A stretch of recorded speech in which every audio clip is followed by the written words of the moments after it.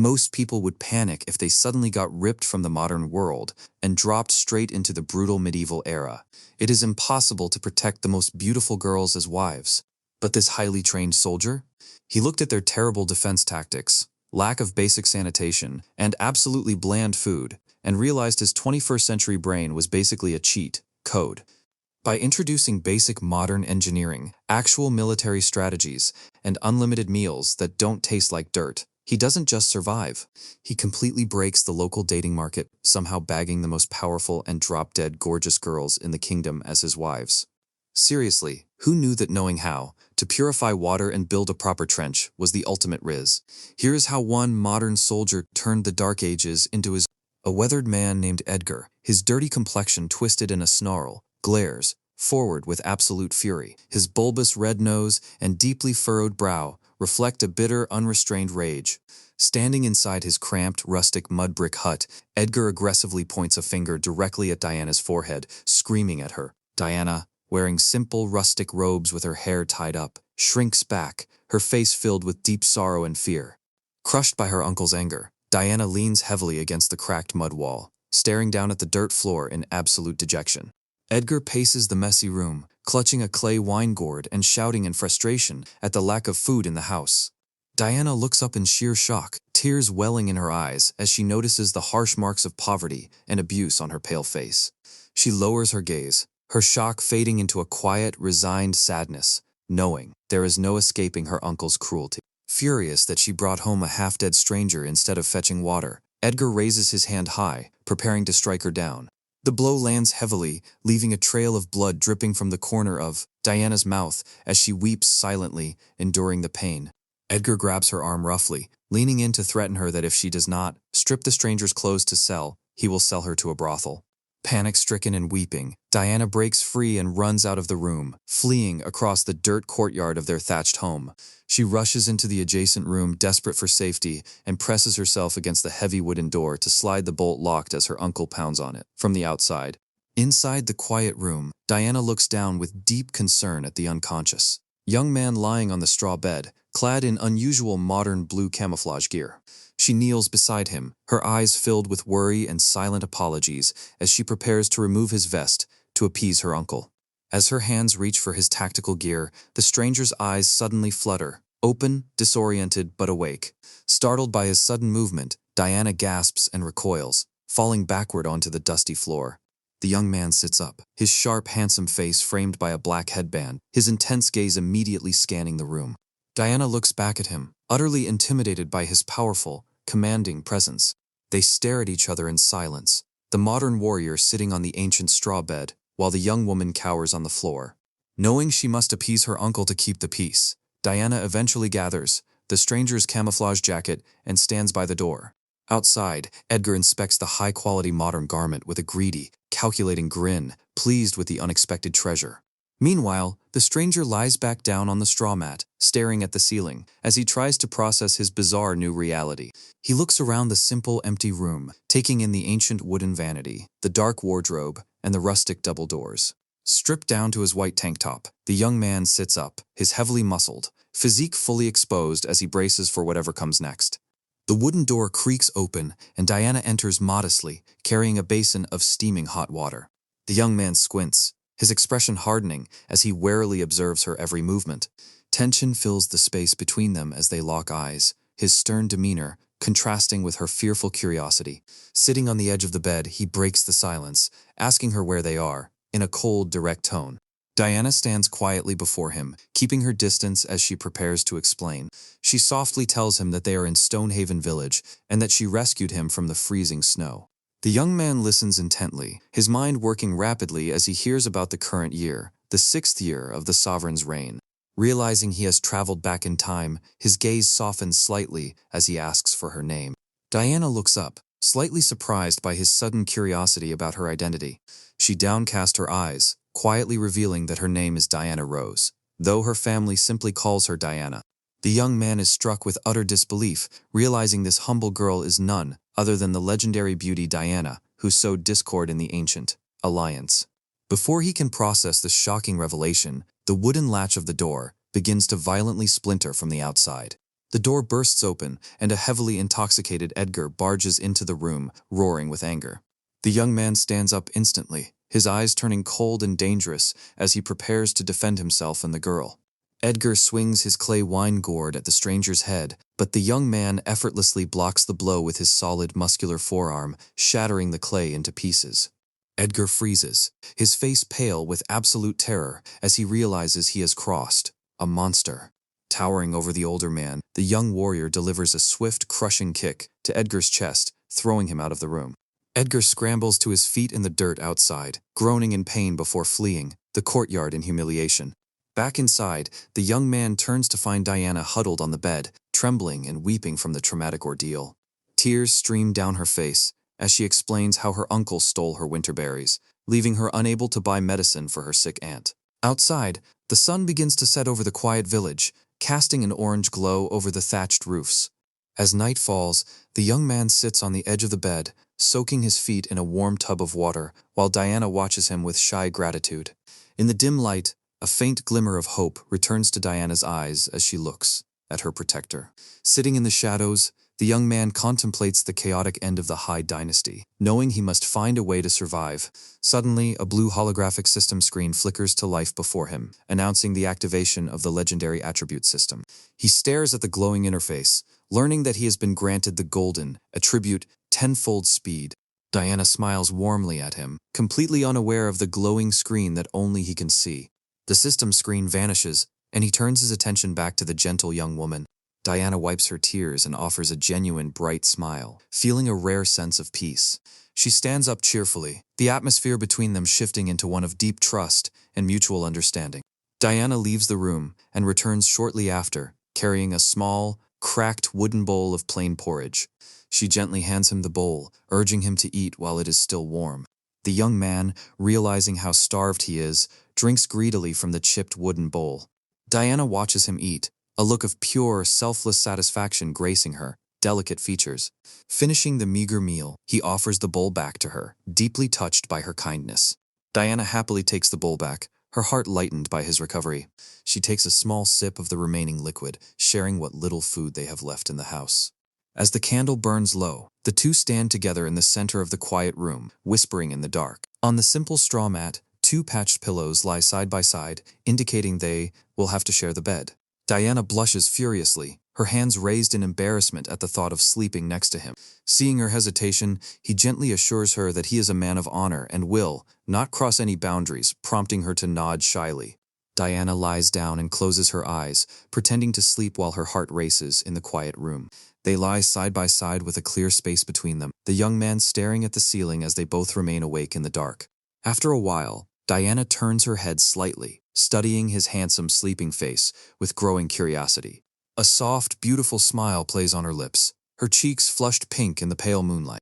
She looks away, her heart filled with a warmth she hasn't felt in a very long time. The next morning, bright sunlight floods the peaceful courtyard as Diana makes her way to the kitchen area. Searching the straw nests, she is overjoyed to discover a single fresh egg, a rare and valuable find. She steps into the rustic kitchen, though a sudden sharp pain in her stomach makes her wince momentarily. Shrugging off the pain, she carefully cooks the egg in a pot of boiling water, smiling as she prepares a nutritious meal for her savior.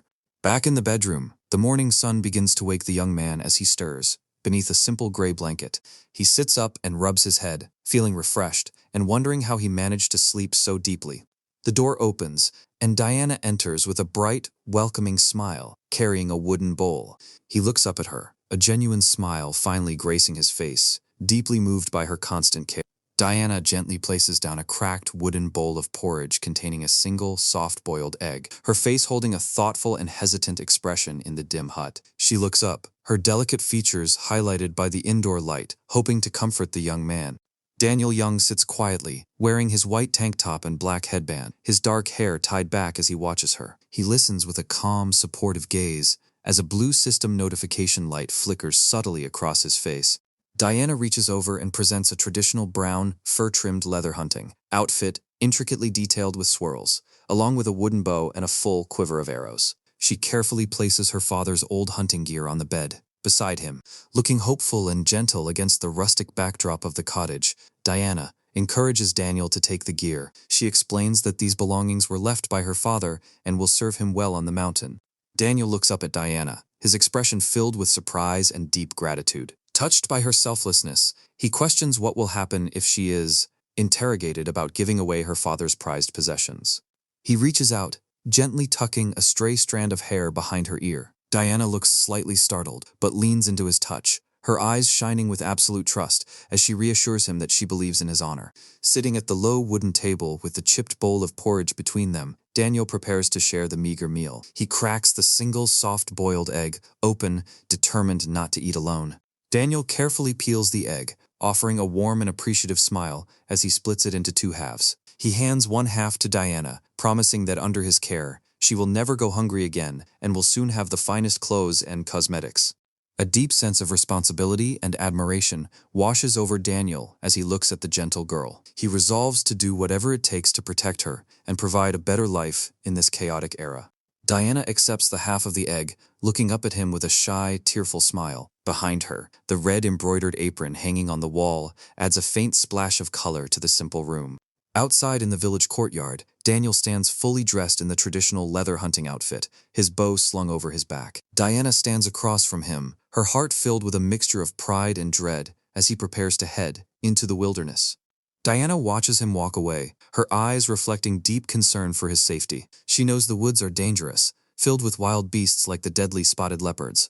Daniel's figure gradually grows smaller as he walks down the dirt path, heading toward the majestic, pine-covered mountains rising in the distance. The moment Daniel is out of sight, Edgar storms out of the house, clutching his wine gourd. His face is red with fury as he begins searching for Diana to vent his frustration. Diana turns around in the courtyard, her heart sinking as she encounters her uncle. His looming hostile presence immediately fills her with absolute dread. Edgar aggressively grabs her slender wrist, his weathered face twisted in malice, as his bulbous red nose flares with anger. He demands to know where the other egg went, accusing her of wasting their food. Diana looks down at her captured wrist in pain, feeling incredibly small and vulnerable under his rough, bruising grip. Edgar shouts at her in the middle of the courtyard, gesturing wildly with his free hand, while still clutching his wine gourd. Furious at her silence, he delivers a heavy slap that sends her reeling. Diana stands quietly, weeping as her uncle continues his verbal tirade, demanding to know what happened to their rice, the eggs, and the stranger's military uniform. Edgar stomps over to a pile of brushwood, picking up a thick, flexible branch, and pointing it at her in a highly threatening manner. He brandishes the heavy stick, shouting that he will beat her to death and sell her to a brothel for alcohol money. Diana stands her ground, keeping her head low to endure the abuse. Tears stream down Diana's face, her eyes red-rimmed from the emotional toll of her uncle's constant threats and violence. Edgar raises the stick high over his head, about to deliver a brutal strike. Diana winces and shields her face, bracing herself for the painful impact. Suddenly, a weak, coughing voice from inside the house calls out Edgar's name. Frustrated, the uncle lowers the branch with a sigh and walks away, leaving Diana alone.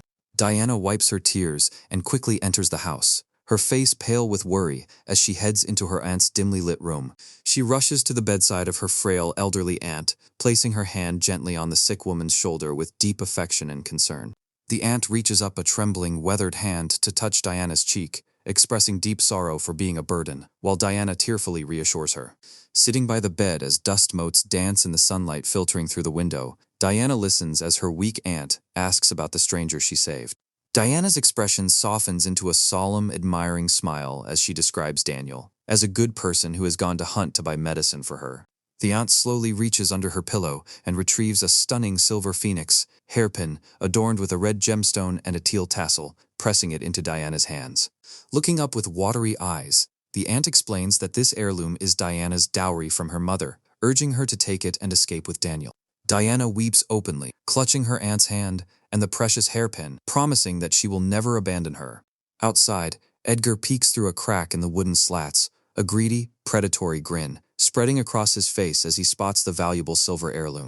Meanwhile, Daniel reaches the edge of the mountains, standing focused and determined before a massive stone archway. He grips his bow, ready to test the limits of his new legendary attributes. Scanning the snowy forest, Daniel's profile is that of a disciplined soldier, his eyes sharp as he searches for his first prey. He walks deeper into the dense pine forest, where rays of sunlight stream through the towering trees, ready to claim his first success. Moving swiftly, Daniel draws his bow as a rabbit bolts, the golden attribute, tenfold speed triggers, granting him instant archery mastery as his arrow strikes the target with flawless precision. Daniel looks down at his kill, a confident smile touching his lips as his skill rapidly upgrades to the level of a master archer. Deep in the damp, mossy forest, a small orange fox darts through the gnarled trees, unaware of the hunter. Daniel raises his bow, narrowing his eyes in intense focus as he aims, specifically for the fox's eye to keep its valuable pelt undamaged. He releases the arrow, and the fox drops dead instantly. The clean shot, leaving the beautiful orange fur completely pristine. Back near the village, Edgar sits lazily at the base of a large blooming cherry blossom tree, taking a deep drink from his wine gourd. He looks up suddenly, his relaxed expression shifting to alertness as he hears footsteps approaching through the drifting pink petals. Master Miller, dressed in fine red and brown silk robes, arrives accompanied by two stern, armed guards clad in dark brown. Edgar scrambles to his feet, bowing obsequiously with a wide, groveling grin as he recognizes the wealthy man's high status. The two men stand beneath the massive tree, Edgar eagerly trying to make a deal, while Master Miller looks down at him with an air of superiority. Master Miller unrolls a parchment scroll, revealing a beautifully painted portrait of a young woman who resembles Diana.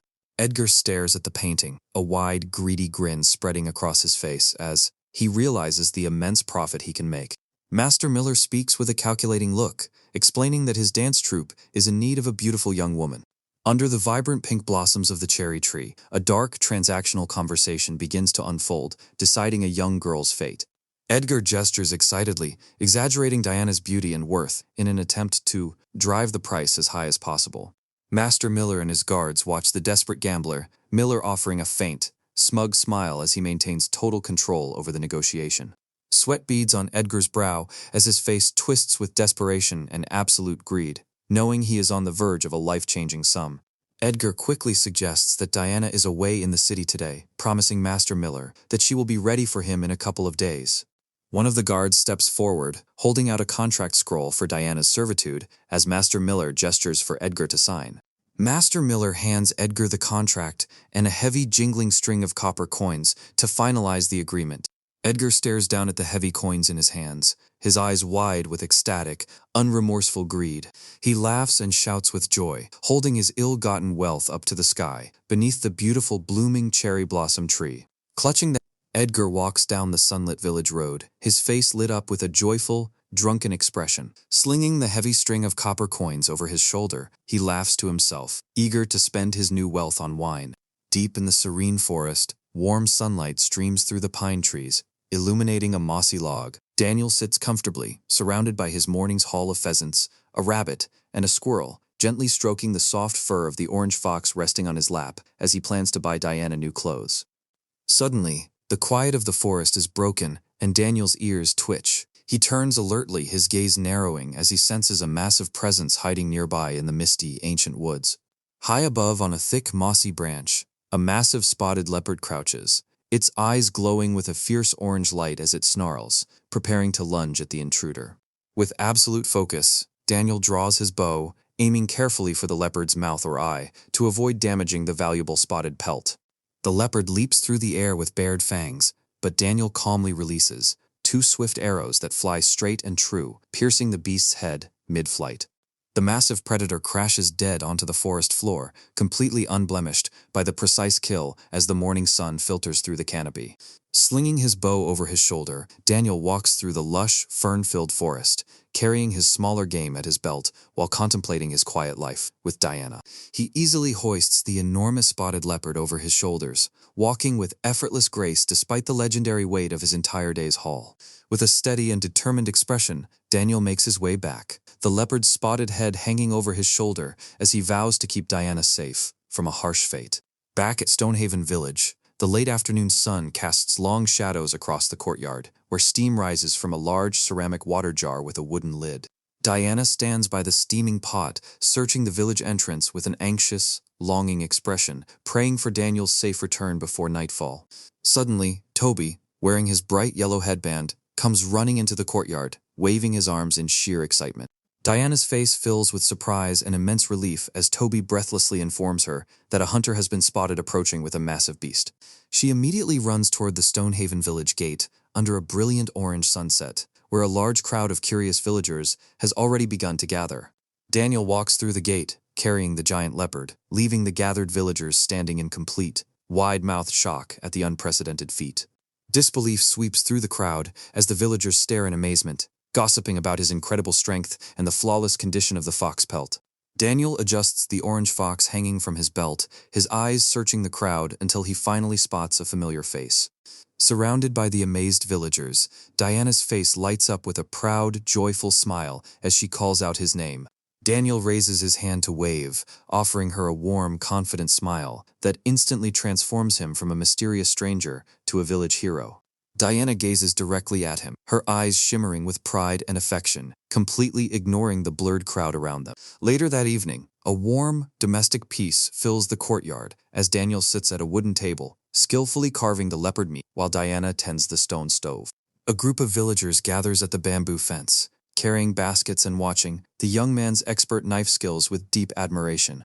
Daniel remains focused on providing perfect cuts, quietly explaining to Diana that sharing the meat is the best way to thank the neighbors who supported her.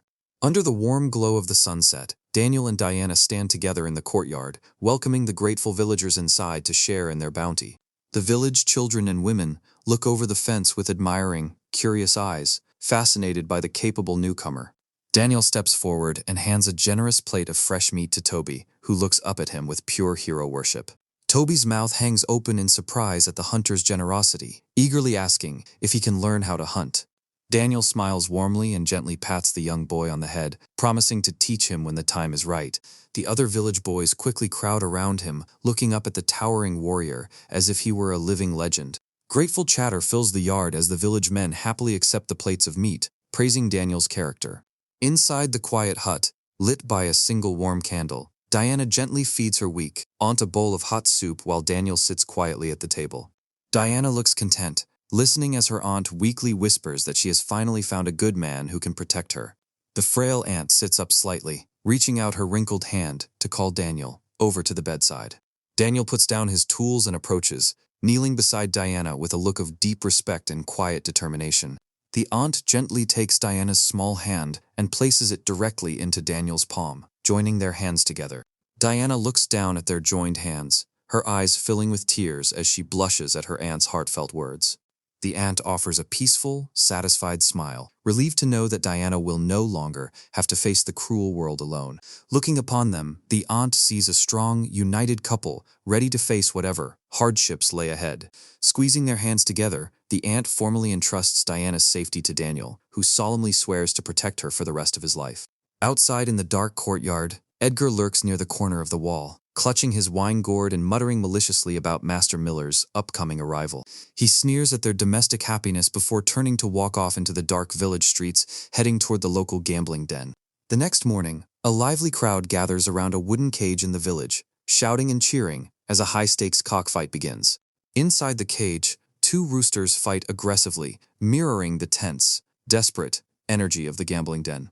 Having lost all his money, a devastated Edgar walks through the crowd, only to be stopped by the henchmen of the notorious boss Marcus. Edgar is brought inside a stone-walled room, his face turning pale and sweaty, with absolute terror as he faces the imposing boss. Boss Marcus sits behind a heavy wooden table, his scarred face and black eye patch making him look incredibly intimidating as he demands his payment. Edgar immediately drops to his knees on the stone floor, kowtowing frantically, while Marcus's henchmen, Jeff and Jack, stand guard. Holding a cup of wine, Marcus coldly demands his 4,500 copper coins, threatening to chop off Edgar's fingers to clear the debt. Edgar scrambles backward on his hands and knees, gesturing frantically as he begs for mercy. Marcus leans forward, his voice turning even more menacing as he threatens to rip out Edgar's tongue if he continues to make excuses. A tight close-up of Edgar's face reveals absolute horror as he realizes his life is on the line. Jeff and Jack simultaneously draw their heavy iron sabers, identical malicious grins spreading across their faces. The cold iron blades are pointed directly at Edgar's throat as he cringes on the floor, his wine gourd lying forgotten beside him.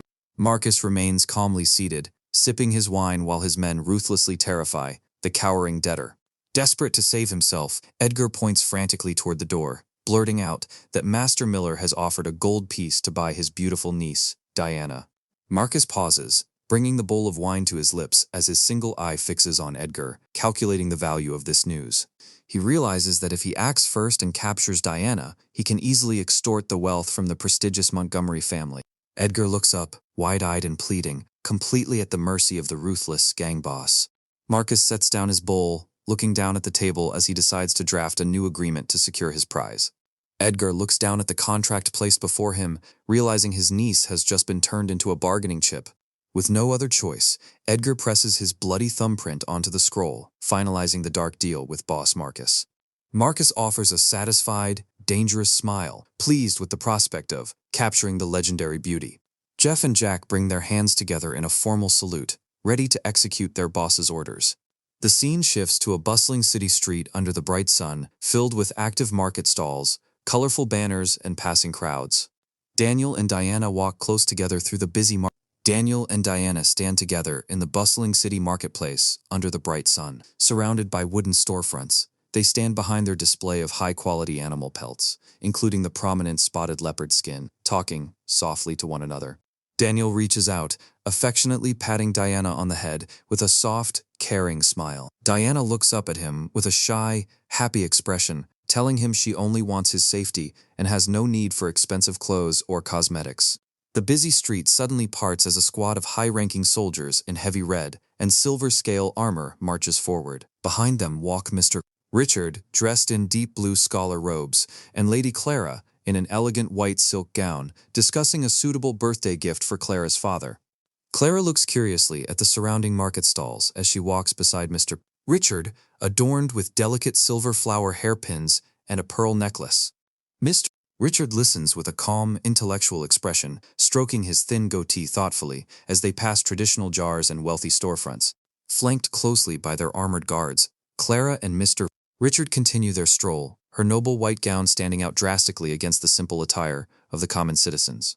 Mr. Richard stops and points forward with authority, drawing Clara's attention toward Daniel's stall. Clara looks in the direction of the furs with a slight expression of surprise. Behind his wooden table, Daniel stands calm and disciplined, waiting patiently, alongside his display of gray squirrel, fox, and spotted leopard pelts. Mr. Richard approaches the stall, leaning in to carefully inspect the pristine leopard skin, while Diana stands modestly behind Daniel, observing the wealthy customers. Daniel gestures toward the vibrant leopard skin, explaining its exceptional quality to Clara and Mr. Richard under the warm, golden sunlight. Highly impressed by the flawless skin, Mr. Richard questions Daniel about how he managed to hunt such a beast without leaving a single visible scar. Daniel remains serious and focused, standing beside Diana as they prepare to demonstrate his actual strength to the noble buyers. With an intense, stoic gaze, Daniel listens to Mr. Richard's inquiries, his sharp jawline and commanding presence, commanding respect. Daniel looks down, pulling open the leopard's mouth to point out the tiny arrow, entry wound inside its throat, proving his peerless archery skills. Mr. Richard looks down at the wound, his expression shifting to one of sheer surprise and deep respect for the hunter's incredible technique. Intrigued, Mr. Richard reaches out to touch the vibrant orange fur of one of the fox pelts, asking if they were also hunted in a similar manner. Daniel looks back at Mr. Richard, explaining with quiet confidence that all the foxes were shot cleanly through the eyes to preserve their fur. Mr. Richard uses both hands to feel the exceptional thickness and quality of the orange pelt, completely astounded by the hunter's precision. Daniel points to the other pelts hanging behind him, dismissing the praise by claiming he is just a simple hunter, trying to support the girl beside him. Mr. Richard picks up a fox pelt, observing Daniel with a calculating gaze, recognizing that a man with such rare archery skills is a wasted talent in the mountains. Daniel and Diana stand quietly on the left of the rustic stall, facing the wealthy pair, as Daniel realizes the elegant lady is the true decision-maker. Clara and Mr. Richard turn toward each other to discuss the purchase while their guards stand as an imposing wall in the background. Daniel and Diana watch the noble pair calmly, Daniel keeping a relaxed but ready posture. Clara reaches into her robes and holds out a large, heavy gold coin decorated with a traditional border, offering to buy all of the pelts. Daniel looks genuinely shocked, his eyes widening as he realizes this single gold piece is worth an absolute fortune. Daniel performs a traditional cupped hand salute to Clara and Mr. Richard, politely declining the excessive amount and stating his pelts are not worth so much. Clara looks at Daniel with intrigue, her stern guards watching closely behind her, as she explains her desire to make a much larger deal. She explains her plan to secure the complete pelts of a tiger, wolf, bear, and leopard for her father's birthday, offering to pay 100 gold pieces for the task. Daniel and Diana stand together, Daniel composed as he calculates that 100 gold pieces could buy enough farmland for them to live securely.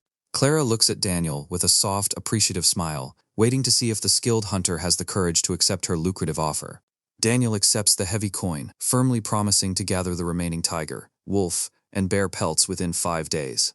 An extreme close-up of Daniel's face shows him stunned by this massive stroke of good fortune, realizing their lives are about to change. Holding the large gold coin, Daniel looks toward Clara with a surprised and grateful expression. Daniel professionally folds the pristine leopard skin and hands it over to one of the armored guards. Mr. Richard steps forward and hands a thick beige envelope to Daniel, containing their contact information. Mr. Richard offers a knowing, inviting smile as he hands over the letter, telling Daniel to ask for Mr. Fletcher when he arrives. Daniel looks down at the letter in his hands with a highly serious and intense expression, recognizing the weight of the contract. A confident smile plays on Daniel's lips as he looks up, eager to face this lucrative new challenge. Clara and Mr. Richard turn to leave, Clara casting a lingering gaze back at the capable hunter as her guards follow. Clara smiles warmly, thoroughly pleased with the encounter and her rare new acquisition. Mr. Richard looks back over his shoulder, slightly surprised by the immense, commanding pressure he felt radiating from the young hunter. Mr. Richard performs a deep, respectful bow toward Clara, acknowledging her brilliant decision to invest in such a talented warrior. He looks up thoughtfully, comparing Daniel's powerful aura to that of the legendary Lord Dominic. Clara looks down modestly, maintaining her graceful, noble presence as they walk away. Clara looks at Mr. Richard, discussing her father's struggle to find capable, trustworthy men for his ambitions. A translucent image of Daniel in his hunting gear remains in the back of Mr. Richard's mind, marking the young hunter as a primary target of interest. Back in Stonehaven Village, Boss Marcus's ruthless henchmen, Jeff and Jack, sit waiting to ambush Diana, threatening her bruised uncle. Edgar cowers on his knees in the dirt, terrified as the thugs demand to know where Diana has gone. A heavy boot is pressed hard against Edgar's face, pinning him to the dirt as he frantically begs for mercy, promising she will return soon. Under the bright moonlight, a bull-drawn cart carrying hay slowly enters the village, bearing Daniel and Diana. Diana gasps in horror and climbs down as her bruised uncle rolls onto the path, begging her to save his hands. Diana stands frozen in shock, her hair now styled with her mother's silver phoenix hairpin as she witnesses her uncle's pathetic, bloodied state. Edgar looks up from the ground, his face scuffed with dirt as he desperately pleads with his niece to save his life. Diana stands tall in her gown, her uncle grabbing the hem of her robe in a desperate plea while Jeff and Jack step forward, grinning maliciously as they prepare to claim her. Daniel steps protectively in front of Diana, his cold, piercing eyes. Under the orange glow of lanterns in the dark courtyard, Boss Marcus's henchmen, Jeff and Jack, stand ready. Jack, his long, unkempt hair wild in the wind, aggressively shouts at their target, his mouth wide open, while Jeff looms, beside him with a cold, menacing look. Daniel Young stands quietly in his fur-trimmed leather hunting outfit, his headband keeping his dark hair back, as he calmly observes the threats with a watchful, unbothered expression under the starry night sky. In the center of the wide village courtyard, Daniel and Diana, who is dressed in an elegant white silk gown, stand facing the two confrontational thugs, while Edgar fearfully peeks out from the shadows of a doorway in the background. Jack lunges forward with a sneer, his hand reaching out aggressively to grab Diana, while Edgar watches anxiously from the background, terrified of the violence he has brought to his own home. Demonstrating his overwhelming strength, Daniel instantly catches Jack by the collar and lifts him off the ground with one hand, leaving Edgar gaping in complete shock from the doorway, while Diana stands peacefully beside them. With a swift, effortless move, Daniel slams Jack into Jeff, leaving both henchmen lying defeated and unconscious on the dirt ground of the dimly lit courtyard. Edgar stands frozen, paralyzed with absolute terror, as he witnesses just how easily the hunter dispatched Boss Marcus's top men. The next morning, Toby and another excited village boy approach Daniel in the courtyard, their faces filled with deep admiration for his strength as Daniel listens calmly. Standing together by the bamboo fence, Daniel and Diana talk to the boys. Daniel looks commanding and steady, while Diana, in her elegant white robes, possesses a refined beauty that stands out against the rustic village setting. As they talk, a warm and tender moment passes between them. Daniel reaches out to gently pat Diana on the head, their eyes filled with deep, silent affection, under the twilight sky. Diana looks up at him, a soft, radiant smile, gracing her lips as her mother's silver hairpin, with its pearl tassels, glints beautifully in the fading light. Later inside the hut, the warm, flickering light of a single candle casts long shadows on the mud walls as Daniel sits on a wooden stool, pointing his tactical knife directly at the dejected, terrified Edgar sitting on the bed. Looking incredibly sharp and lethal, Daniel interrogates Edgar about his dealings with Boss Marcus, holding the modern blade with professional, terrifying ease. Edgar weeps in sheer terror, tears and blood from his nose running down his face, as Daniel presses the cold tip of the tactical knife lightly against his throat. With cold, narrowed eyes, Daniel warns the weeping man of the consequences of ever betraying Diana again, showing a lethal intensity that leaves no room for doubt. Edgar cowers back onto the straw mat of the bed, trembling beneath the hunter's imposing figure in the tight, claustrophobic room. Daniel steps out of the hut, standing in the doorway as he looks out into the quiet village under the bright full moon, contemplating his next move. With a hardened jawline and a fixed, razor-sharp gaze, Daniel prepares himself, like a hunter who has identified his true prey. Staring forward with grim resolve, he is no longer just a simple hunter, protecting a home. He is a highly trained soldier, executing a lethal mission. Meanwhile, inside Boss Marcus's stronghold, the bandit leader sits at his table, eating while his defeated henchmen kowtow low on the stone floor, reporting their failure to capture Diana. Marcus's face twists into a silent, monstrous snarl of fury, the thick scar running through his eye, highlighting his villainous rage. Raging at the failure, Marcus slams his hand on the table and knocks his chair over, standing amongst his tense, heavily armed bandits who are ready for violence. Jack and Jeff lead the bandits in a formal salute, receiving Marcus's furious orders to hunt down the wild hunter and bring him to justice. Marcus screams in pure, unbridled rage, insulted that a common hunter had the audacity to defy him and beat his men. Heavily armed with sabers and spears, the bandits rush out through the massive wooden double doors of the stronghold, heading into the dark forest under the cover of night. Back in the hut, a moment of peaceful calm before the storm unfolds, as Daniel and Diana lie together on the bed, Diana resting her head gently on his bare chest.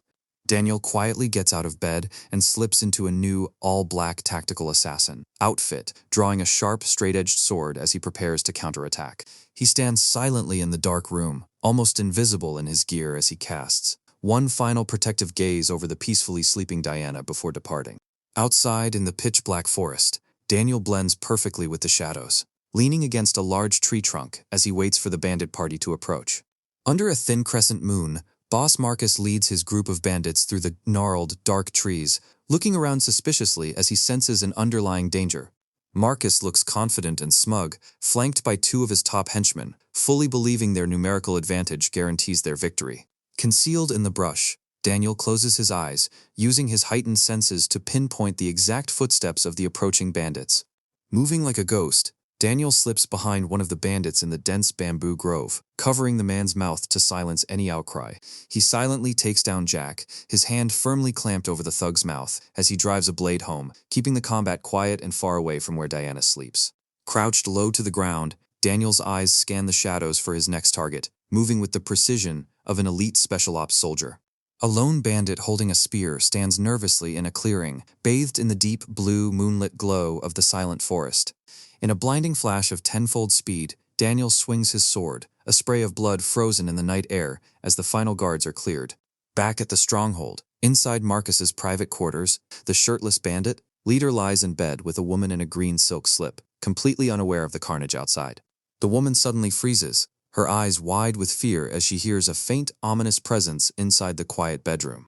Daniel is revealed leaning calmly against the wooden doorframe, his face masked, and his blood-stained tactical knife held loosely in his hand. Marcus and the woman react in total shock, the bandit leader scrambling to sit up as primal fear replaces his arrogance. Cold sweat pours down Marcus's face as he stares directly into the tip of Daniel's blade, positioned inches from his throat. Daniel stands like an unyielding executioner before the bed, the fine wooden furniture and screens emphasizing the claustrophobic trap Marcus is caught in. Looking completely detached and professional, Daniel prepares to end the tyrant's reign of terror once and for all. In a desperate bid to save his own skin, Marcus panic scrambles away, roughly throwing the terrified woman directly into the path of Daniel's blade. The woman falls lifelessly to the floor with a mortal wound to her chest. Daniel looks down at her body, his expression grim at the collateral damage caused by Marcus's cowardice. Terrified and cornered, Marcus lunges desperately toward a nearby weapon, his pathetic struggle proving how outmatched he truly is. With blinding speed, Daniel appears behind Marcus, wrapping an arm around his neck and pressing the cold blade tightly against his throat. After executing the final sweep of his blade, Daniel stands alone in Marcus's private office, a victorious and cold silhouette amidst the scrolls and orange lanterns. He calmly sits at the desk, reading through Marcus's documents and holding a large gold coin as he uncovers the extent of the bandits' plundered wealth. Daniel gathers the coins and deeds into a small pouch, planning to use the tyrant's wealth to secure a peaceful future for Diana and the village. He kicks over a lit brazier near the bed, sending hot coals and oil immediately, spilling onto the wooden structure. Daniel steps out of the doorway, leaving behind a blazing inferno as the entire bandit stronghold is rapidly engulfed in roaring, purifying flames. The next morning inside the quiet hut, Diana stands over the sleeping, shirtless Daniel, looking down at his exhausted body with deep worry. Realizing the immense risks he took to protect her, Diana suppresses a sob, covering her mouth with her hand as she looks at his scarred, weary frame. Sensing her presence, Daniel Young wakes up inside the rustic hut, shirtless and highly muscular, lying on a simple straw mat bed. He looks up in mild surprise as Diana, dressed in an elegant, gold-embroidered white silk gown with elaborate silver hair, ornaments, leans over him with a soft gaze.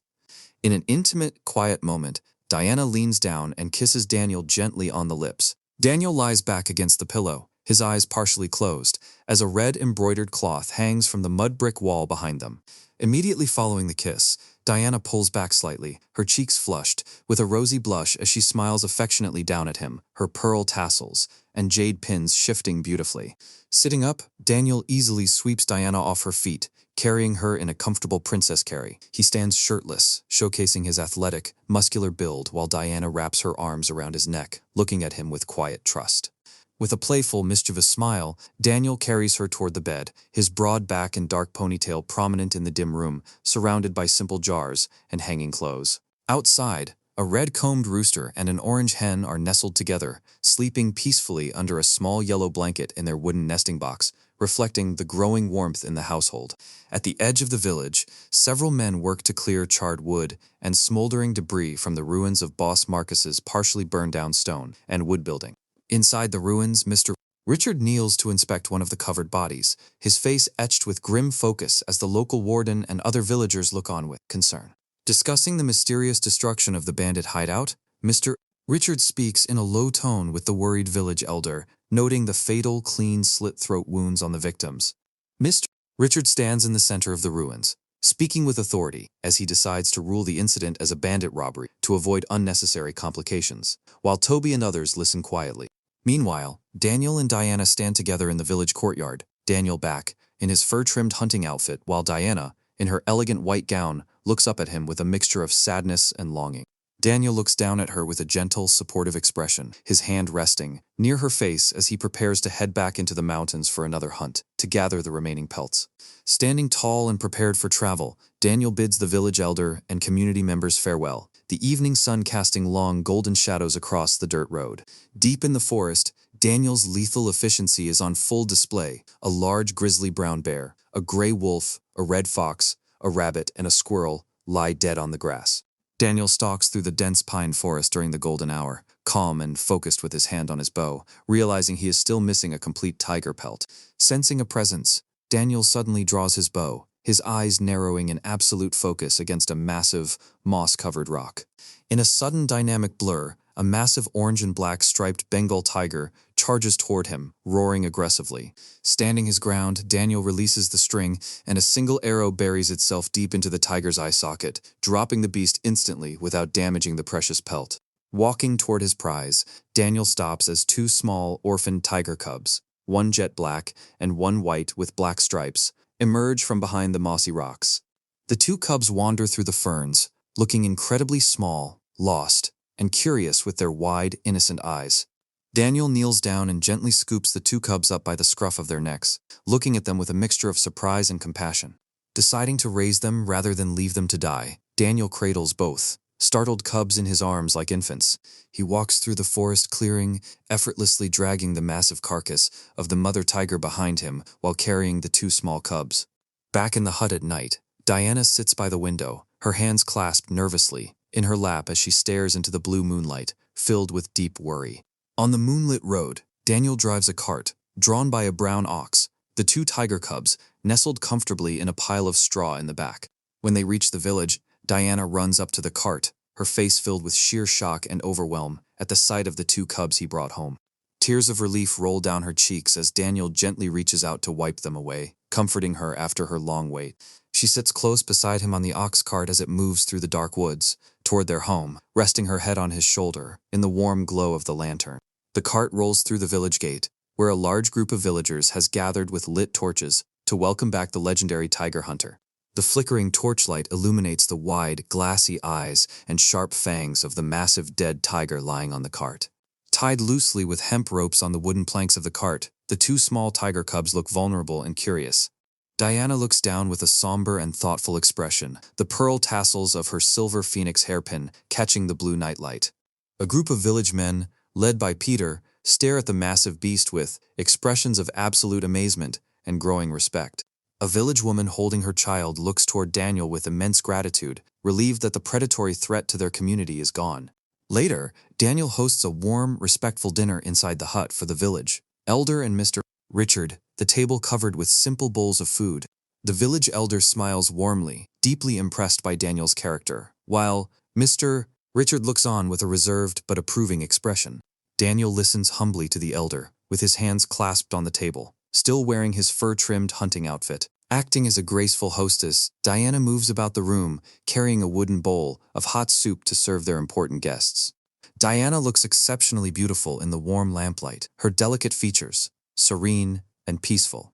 The village elder laughs heartily, discussing the vacant patrol officer position, left by Boss Marcus's cousin and nominating Daniel for the post. As the offer is spoken, Diana's hand trembles. A wooden bowl suddenly slips from her fingers, falling to the dirt floor and shattering into pieces. An extreme close-up of Diana's eyes reveals wide terror and shock, sweat beads forming on her forehead at the thought of Daniel taking such a dangerous official role. She drops to her knees on the floor, frantically trying to pick up the broken wooden shards, as Daniel quickly kneels right beside her to comfort her. Daniel stands back up and performs a deep, formal cupped hand salute to the elder and Mr. Richard, his face grave as he addresses the offer. The village elder raises his hands in a reassuring gesture, explaining that the village desperately needs his strength to maintain order. Both the elder and Mr. Richard look at Daniel, their expressions a mixture of hope and heavy responsibility as they await his decision. Daniel looks back over his shoulder with a sharp, lethal gaze, his face partially in shadow as he agrees to consider the post to protect his new home. Diana looks up from the floor with heartbreak and fear, praying that he will remain safe despite the dangerous duty. Daniel performs another respectful salute, his face set in a mask of determination to do whatever is necessary to defend the village. The three men raise their bowls together in a formal, solemn toast, sealing their alliance and a new chapter for Stonehaven Village. Training begins the next morning in the village courtyard, where Daniel watches over 4 village youths, including Peter and Toby, as they practice deep squats with heavy iron kettlebells. Peter strains under the heavy iron weight, his face red and covered in sweat, as he tries his best to impress the new instructor. Shirtless and showing his incredible muscle definition, Daniel stands with a stern, demanding expression, pushing the boys to their limits. The 4 youths stand in a line, exhausted but filled with a newfound powerful resolve to protect their families. Watching from behind a bamboo fence, several villagers, including the elder and some women, look on with pride and hope. Daniel stands in the center of the courtyard, bow in hand, as a subtle golden system light emanates from his arrow, signaling his peak condition. He draws. In a sunny marketplace, Daniel Young stands outside a shop named Shangman Lu, wearing his rugged, fur-trimmed hunting outfit. Before him, Gideon is on, his knees in tattered brown robes, looking up with absolute devotion. The interaction is watched closely by a local butcher in an apron and another tattered villager standing in the background, observing this unusual meeting between a hunter and a desperate young man. Pulling the young man up, Daniel places his hands firmly on Gideon's shoulders. With a determined, encouraging smile, Gideon looks directly at him in profile, his face a mixture of shock and dawning hope as Daniel offers the 5 gold coins to help bury his mother, cementing an unbreakable bond of loyalty in exchange for his service. Some time later, Daniel sits on the back of his wooden ox cart as it rumbles through the peaceful city streets. Loaded behind him are heavy sacks and the massive, pristine tiger pelt from his recent hunt, while he quietly studies the beige envelope containing the address for his transaction, looking calm and deeply composed.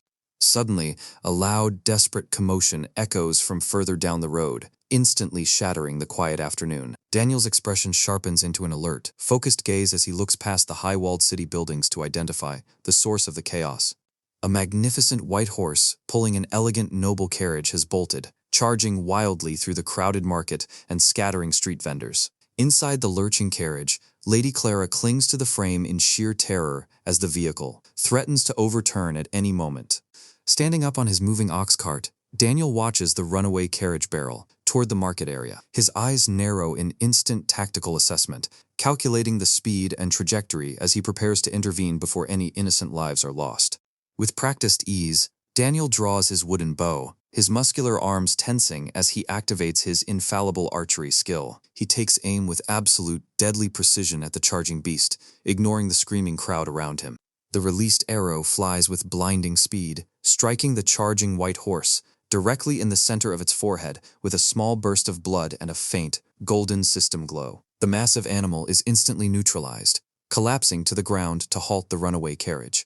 As the horse crashes onto the stone-paved street, its momentum causes the heavy carriage behind it to skid violently and tilt sideways. In the background, horrified bystanders watch with wide eyes, bracing for a catastrophic crash. From a low angle, the elegant carriage threatens to flip entirely over, throwing the driver onto the hard cobblestones. Inside, Clara's face goes pale with fear as she desperately clutches the side of the door, completely at the mercy of the vehicle's momentum. Leaping from his ox cart, Daniel sprints forward and grabs the heavy wooden shafts of the tilting carriage with both hands. Channeling his immense superhuman strength, he forces the heavy carriage back down, preventing it from flipping as Clara looks down at him in absolute shock. The extreme force of Daniel's physical exertion is felt immediately beneath his boots. The solid stone bricks of the city street crack and splinter under the heavy pressure, a visual testament to his legendary attributes. Once the carriage is brought to a complete halt, Daniel holds it steady with one hand, while the neutralized horse lies on the ground before them. Clara sits inside, looking at her savior with wide-eyed wonder, while the fallen driver slowly begins to pick himself up in the background. The surrounding crowd of city residents, including an elderly man and a woman, clutching her child, stare at Daniel with their mouths open in total disbelief. None of them have ever witnessed a single man halt a charging carriage with his bare hands.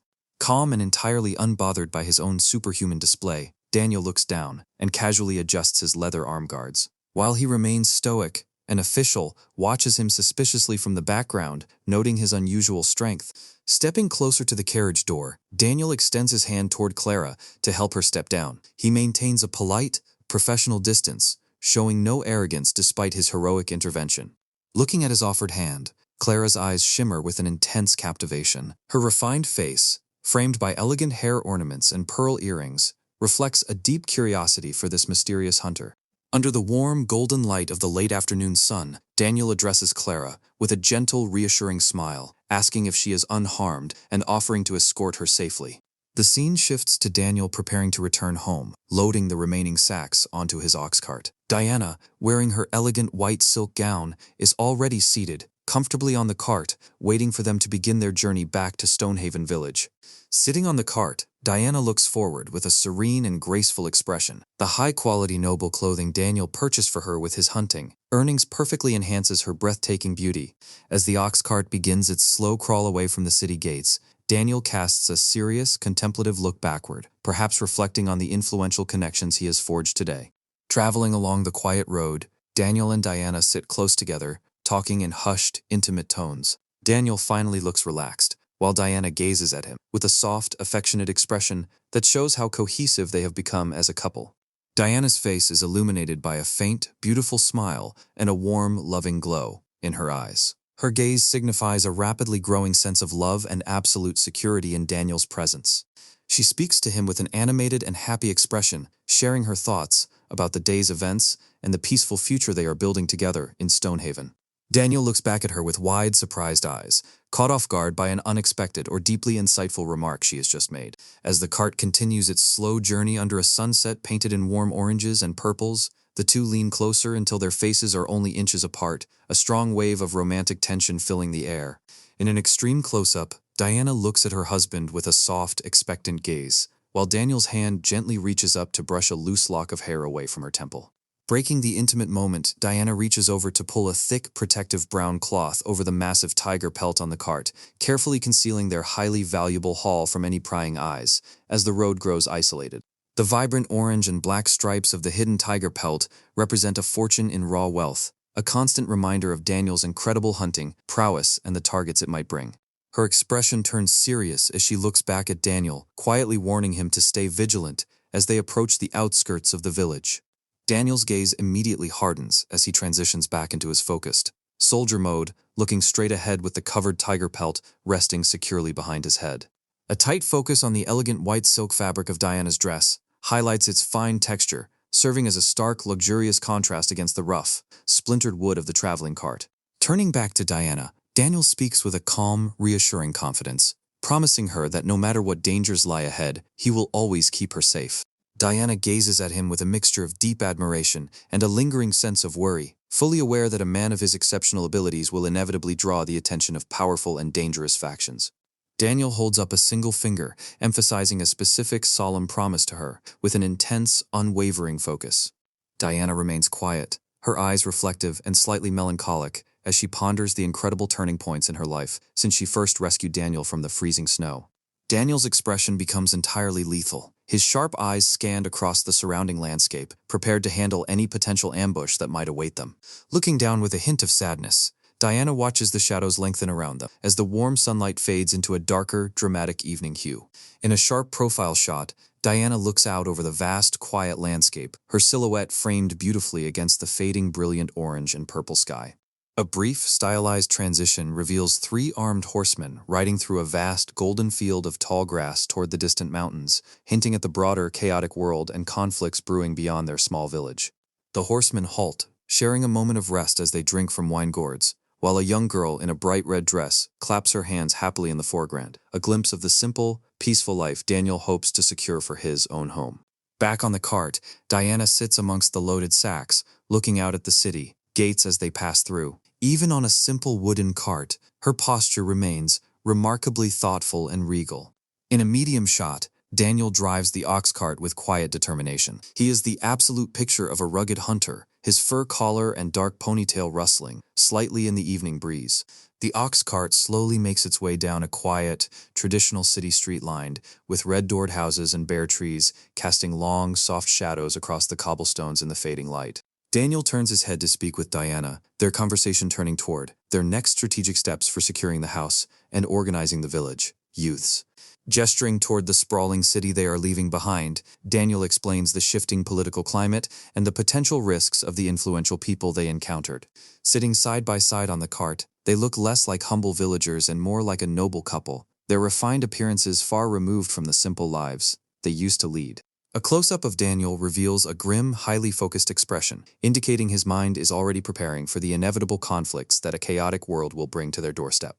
Exhausted from the physical and mental demands of the day, Daniel finally leans back against the wooden frame of the cart, letting his eyes fall half-closed for a rare moment of rest.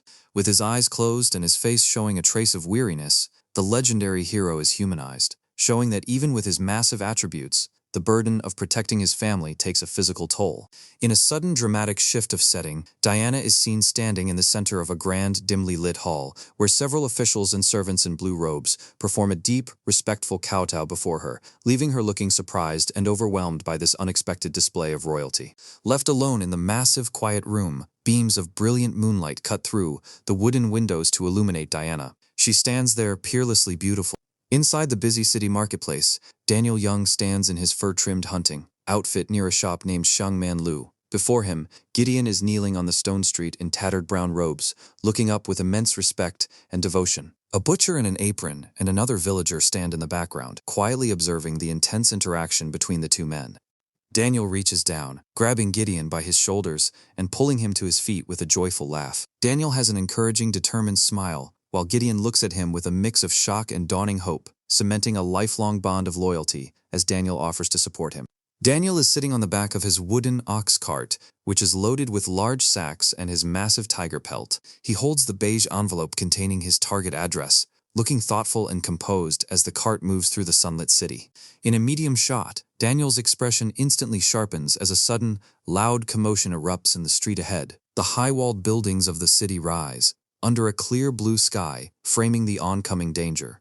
A white horse pulling an elegant noble carriage has bolted, charging dangerously through the crowded market and scattering pedestrians. Inside, Lady Clara of the Montgomery family clutches the frame in terror as the carriage lurches violently. Daniel stands up on his ox cart, watching the runaway carriage approach with an expression of instant tactical assessment. His modern combat instincts kick in as he prepares to intervene.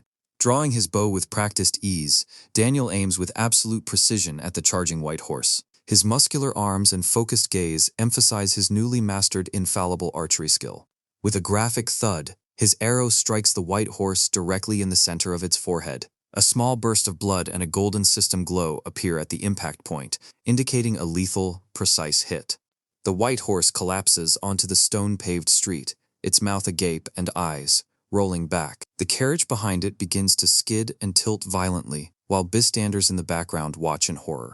Shown from a low angle, the carriage nearly tips over. Clara clutches the side of the door, her face pale with fear, while the driver is thrown from his seat and tumbles onto the ground. Daniel leaps from his ox cart and grabs the heavy wooden shafts of the carriage, using his immense strength to keep the heavy vehicle from flipping over. Clara looks down at him from the open door in absolute shock. An extreme close-up of Daniel's boots on the stone street shows the incredible pressure of his superhuman feet. The solid stone bricks crack and splinter beneath his feet, emphasizing his legendary physical attributes. In a wide shot, Daniel holds the carriage steady with one hand while the horse lies dead. Clara looks at him with wide-eyed wonder, while the fallen driver begins to pick himself up in the background.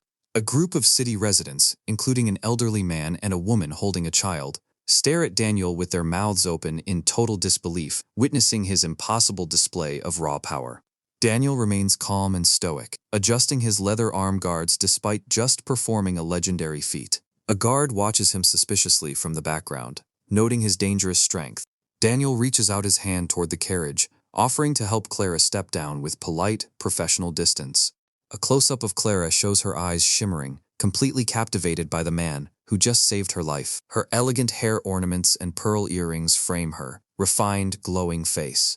Daniel looks at Clara, speaking a few reassuring words with a small, gentle smile. The golden light of the late afternoon sun highlights this rare moment of softness. Transition to Daniel loading his remaining sacks onto his ox cart. Having received Clara's generous rewards, 500 gold pieces, the divine black, warhorse ebony eclipse, and the legendary carved bow, he prepares to head back. Diana, wearing her elegant white silk gown, is already seated on the cart as Daniel prepares to return to Stonehaven Village. A close-up of Diana looking forward reveals her serene and graceful expression, her natural beauty enhanced by the noble clothing Daniel provided for her. Daniel looks back toward the city as the ox cart begins to move, a serious, contemplative look on his face as he considers the powerful connections he has made.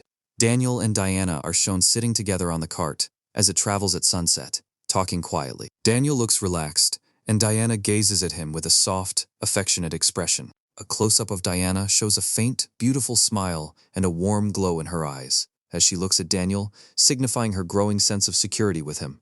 Diana speaks to Daniel, her expression animated and happy as she discusses the future of their home and his safe return. A close-up of Daniel shows his eyes wide in surprise as he listens to Diana, suggesting she has said something unexpected or deeply insightful.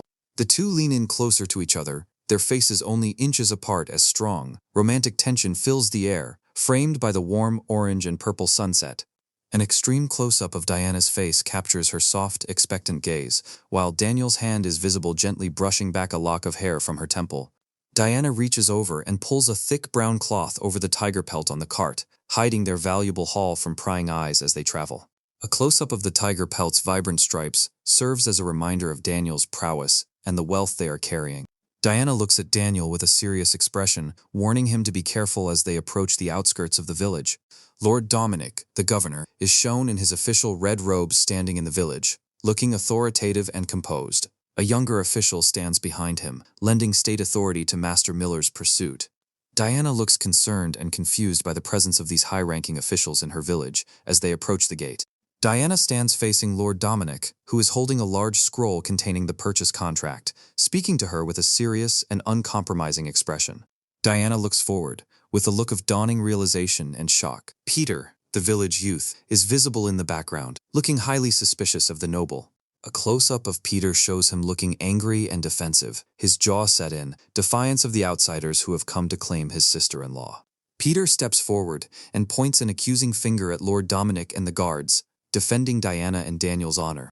The village youths stand in a line, looking grim and determined, hands near, their belts as they stand ready to defend their own. Peter draws a short sword or knife and points it at Lord Dominic, his expression fierce as the confrontation reaches a boiling point.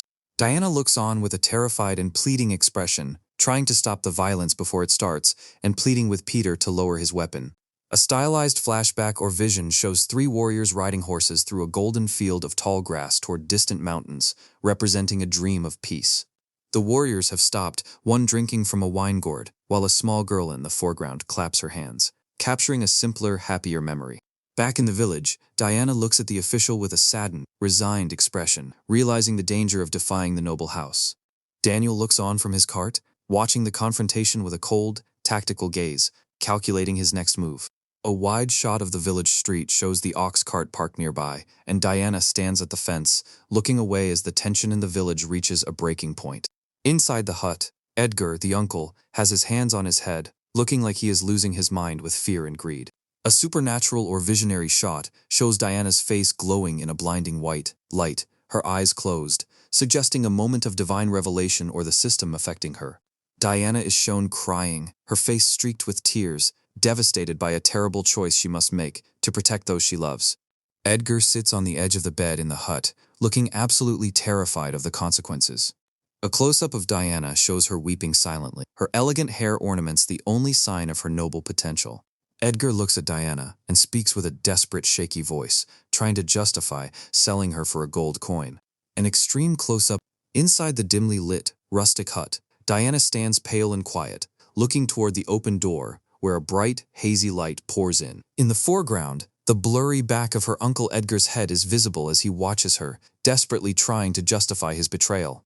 Diana's slender hand rests on the heavy wooden latch of the hut's door. Dressed in her high-quality white silk gown with gold embroidery, she prepares to make a final departure from her former life, turning to declare that Edgar is no longer her uncle and that she will never protect him again. Behind her, Edgar is left sitting alone on the edge of the straw mat bed, inside the impoverished mud-walled hut. Looking broken and dejected, he clutches his clay wine gourd in stunned silence as a single sharp beam of sunlight cuts through a crack in the wall, illuminating the dusty air and the cracks in the mud. The setting shifts to a luxurious, noble interior, where Diana is now seated, elegantly, holding a small green teacup with both hands. Dressed in a fine, black silk robe with silver embroidery, she sits in a warm room lit by candles and lanterns, with traditional wooden panels and a bonsai tree in the background, appearing entirely calm. Suddenly, Lord Dominic, the burly provincial governor and warlord, marches through the grand hall adorned with red curtains and lanterns. Dressed in magnificent black and gold scale armor with dragon motifs, he looks imposing as an armored guard follows closely behind him. Lord Dominic stands next to Diana, laughing with a jovial, loud expression. Diana remains seated, calmly sipping her tea, creating a stark contrast between his heavy, ornate armor and her delicate, refined features. On the wooden table, a blue and white porcelain teapot and a cup sit as Diana tentatively reaches her hand toward the cup, having slammed it down in irritation, spilling a few droplets of tea near a bowl of fresh apples. Lord Dominic stands before Diana, looking at her with a wide, friendly grin as he boasts of his power and proudly mentions the brave youth, Daniel Young, who saved her from the runaway carriage. Looking off to the side with a faint, subtle smile, Diana listens thoughtfully, as the warm glow of a multi-tiered candelabra illuminates the background. Lord Dominic speaks with great passion, gesturing with both hands as he faces. Diana, who is seen from the back in a grand hall, decorated for celebration with red double happiness lanterns and banners hanging from the ceiling. Diana looks up at Lord Dominic, the soft and golden lighting making her fair. Skin and dark eyes appear incredibly delicate as she listens to him. An extreme close-up of Lord Dominic's face reveals his deeply furrowed brow and intense focus as his thick black beard and weathered skin are highlighted in high detail. Lord Dominic suddenly winces, clutching his chest with both hands over his golden dragon-carved breastplate, as if in physical pain, while Diana sits in the background, watching him with a concerned but steady gaze. Diana brings the teacup back to her lips, looking downward as she processes the political updates and the looming tribal conflicts threatening their foundation. Diana looks at Lord Dominic with a look of surprise and alarm, her mouth slightly open, as she hears his thoughts on entering the imperial court and his growing unhappiness. Lord Dominic looks weary and resigned, his usual fierce demeanor softened by a look of sadness as the festive red curtains and lanterns feel ironic against his somber mood. Diana looks toward the governor with a soft, encouraging smile, attempting to comfort him and advise him to bide his time and focus on his actual military strength. The scene transitions to a wide shot of the grand hall. In the center of the red-carpeted floor, the 4 beautifully prepared animal pelts, the white wolf, black bear, tiger, and leopard, are displayed on wooden stands, with Diana and Lord Dominic standing on opposite sides of the magnificent display.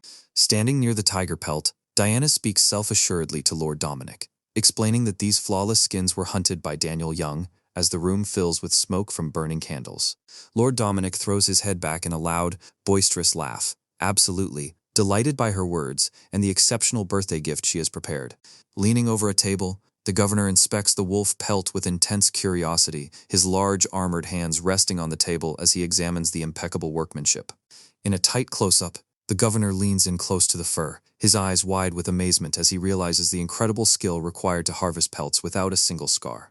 Lord Dominic turns and gestures with an open palm toward a soldier standing in the doorway, giving a sudden command as a single candle in the foreground creates a high-contrast, dramatic look. A close-up reveals General Nicholas in heavy iron plate armor, looking down with a somber, embarrassed expression as he admits he cannot identify the hunter's special technique. Lord Dominic speaks to the general, his expression stern and commanding, while Diana stands to the left, watching the interaction under the warm red lanterns. Lord Dominic laughs again as Diana remains in the background, looking somewhat skeptical of the governor's reactions. Lord Dominic points a finger with authority, his golden dragon shoulder guards prominent as he decrees that only Daniel Young could possess such godlike archery. On the red-carpeted floor, 2 soldiers in iron plate armor stand over the black bear and white wolf pelts, which have been moved to the floor, symbolizing the official transition of ownership.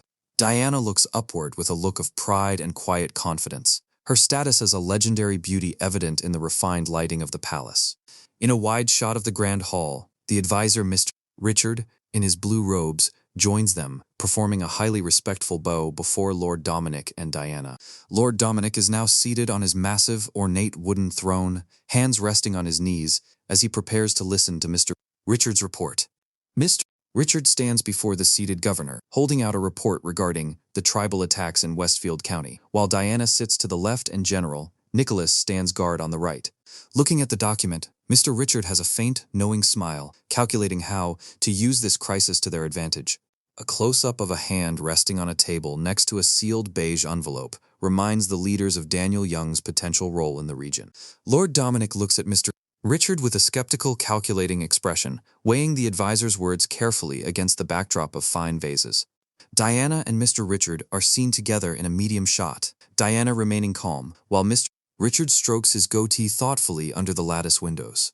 Diana speaks directly to Lord Dominic, her expression determined as she relays Daniel Young's advice on protecting the home before defending the country.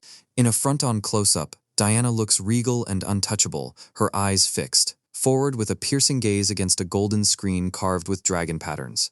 Diana looks toward the governor, explaining the wisdom behind these words, while General Nicholas watches the exchange with a cold, jealous look. A reaction shot of the 3 men, Mr. Richard, General Nicholas, and Lord Dominic, reveals their utter shock and disbelief at the profound wisdom of her words. Lord Dominic is completely staggered, his mouth slightly open and his eyes wide. Diana looks equally caught in a moment of intense emotion, her mouth slightly open and her eyes wide as she defends her companion. Lord Dominic continues to stare in shock, the background showing the grand red curtains and the open window looking out into the night. Diana looks down, her expression becoming sad and weary under the oppressive glow of the red festive lanterns. General Nicholas looks down with a dark, brooding expression, harboring a deep resentment or jealousy toward the hunter. Mr. Richard is shown in deep thought, his hand to his chin as he already begins to strategize based on this new perspective. The scene transitions back to a wide shot of Stonehaven Village at night, under a starry sky. A single cart loaded with golden sacks is parked in the quiet courtyard.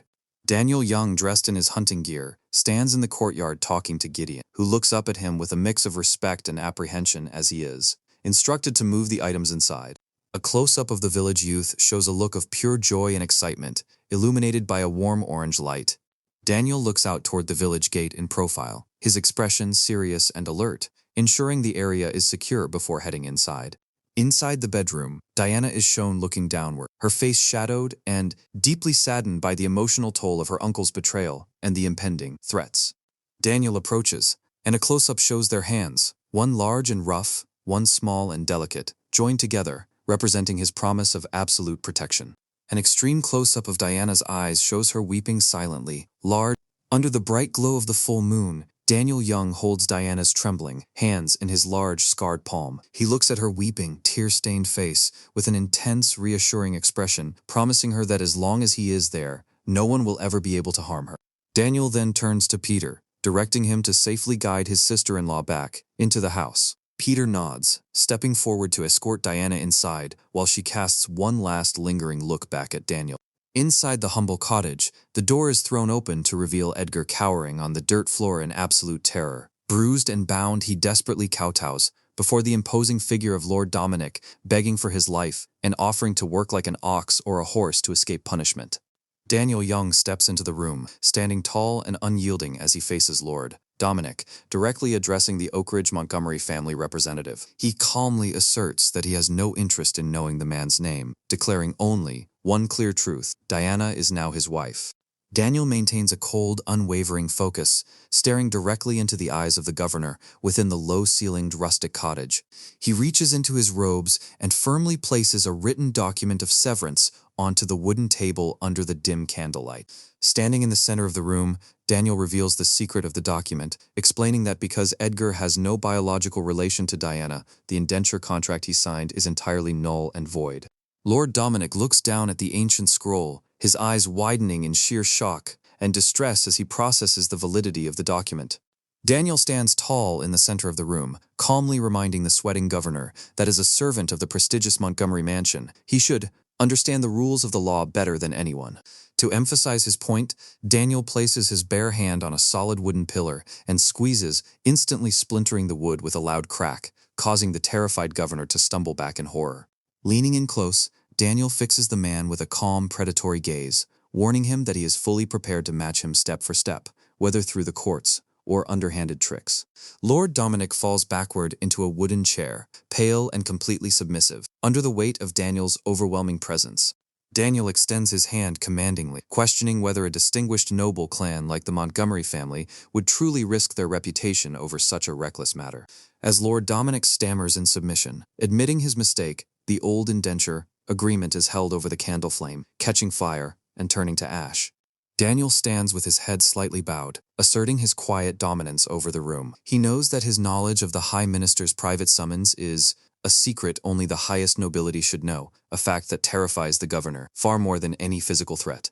Dominic looks weary and shaken, staring blankly at the burning remains of the contract that once bound Diana. Outside in the quiet night, Daniel walks the defeated governor to his carriage, his presence still casting a heavy shadow over the departing entourage. Standing in the dark courtyard, Daniel's expression remains cold and resolute, as Dominic catches sight of the legendary warhorse, Ebony Eclipse, its eyes glowing, a deep red. Inside the moving carriage, Lord Dominic sits in pensive silence alongside his assistant, deeply troubled by what has just transpired. When the assistant asks how they will account for this failure to the young master, Dominic snaps, telling him to report the truth as Daniel Young is, clearly not a man they can afford to cross. The governor's carriage hastens away into the distance, leaving the quiet village of Stonehaven peaceful once more under the starry mountain sky. Meanwhile, at the grand Oak Ridge Montgomery estate, a lively banquet is underway, featuring a beautifully veiled dancer performing in the center of the brightly lit hall. Seated at a lavish table, the arrogant young Master Julian proudly holds his bronze wine cup, inviting his guest Robert to choose any of the dancers for himself. Julian smirks condescendingly as Robert declines his offer, claiming he already has far superior beauties waiting for him at home. The vibrant yellow silk dancers continue their graceful performance, while Julian boasts of the half year he spent gathering and training them. Robert laughs, raising his cup to toast Julian, but insists that Julian's dancers are merely common beauties compared to a peerless woman he has recently acquired. Julian's cruel smile falters, his curiosity turned to irritation as he demands to see this supposedly unmatched beauty. Robert smiles smugly, unrolling a fine parchment scroll to reveal a painting of the woman to the gathered noblemen. Julian holds the scroll, staring intensely at the painted image of Diana, standing under a tree, his heart instantly filling with greed and jealousy. The surrounding guests gather around, talking excitedly about the incredible beauty depicted in the painting. The detailed painting shows Diana in traditional robes, surrounded by mountains and waterfalls, emphasizing her legendary status.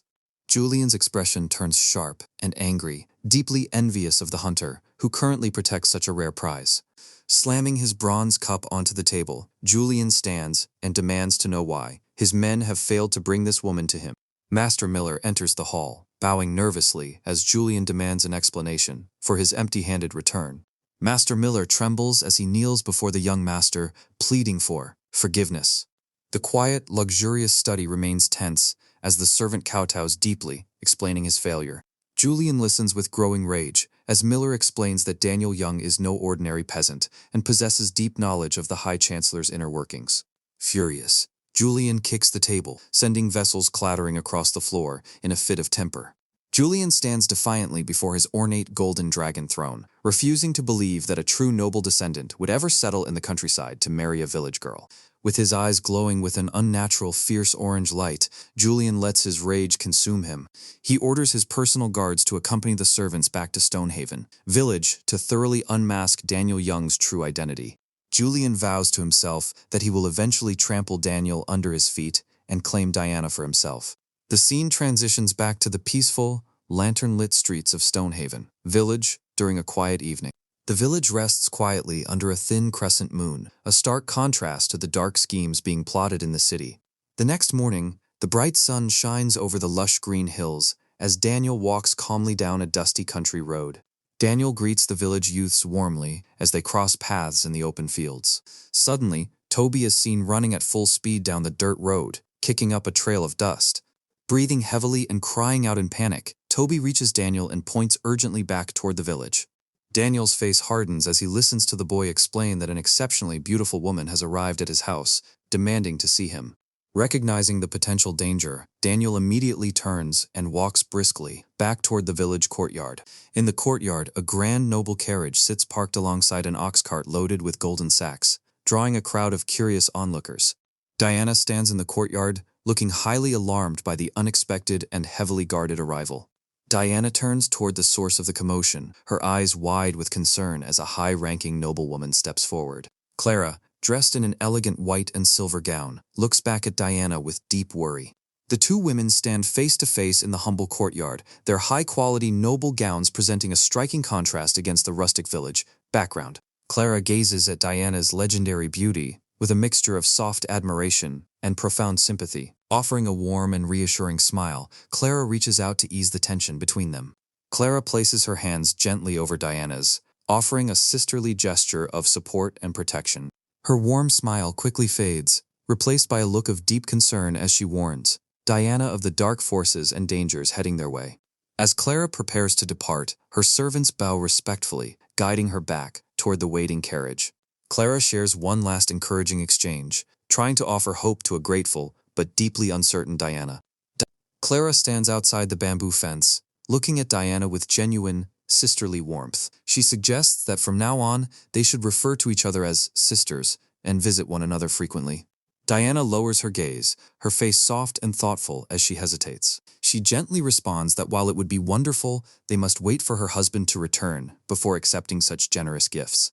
Clara's face suddenly lights up as she points past Diana's shoulder toward the dirt path leading into the courtyard, joyfully announcing Daniel's return. Daniel Young walks back into the village, looking composed and handsome in his fur-trimmed hunting leather outfit, prompting Clara to wave and call out to him happily. Diana looks down with a shy, dejected expression as Daniel approaches, her delicate jade and gold headpiece shifting in the light. Daniel stands directly before her, looking down with deep affection. Clara and Diana stand side by side in front of the rustic wooden building, Clara smiling and waving brightly, while Diana remains calm and gentle beside her. A group of male villagers stands behind the low bamboo fence, watching the interaction with curious and surprised expressions, with one waving cheerfully. Daniel stands serious and resolute in his leather tunic, flanked by Diana, who looks down shyly in her light yellow robe, and Clara, who watches him with a warm smile. Diana turns slightly, her side profile showing a hint of surprise and attentiveness as a sudden rustle draws her gaze. Daniel holds out his hands, gently gripping two small, adorable tiger cubs, one gray and black and one white and black by the scruff of their necks. Daniel faces the two women while holding the cubs, explaining to Clara and Diana how he rescued them from the mountain to keep them from starving. Diana looks up at Daniel with deep affection and a soft blush, gently reaching toward his fur-trimmed collar as they share a quiet moment.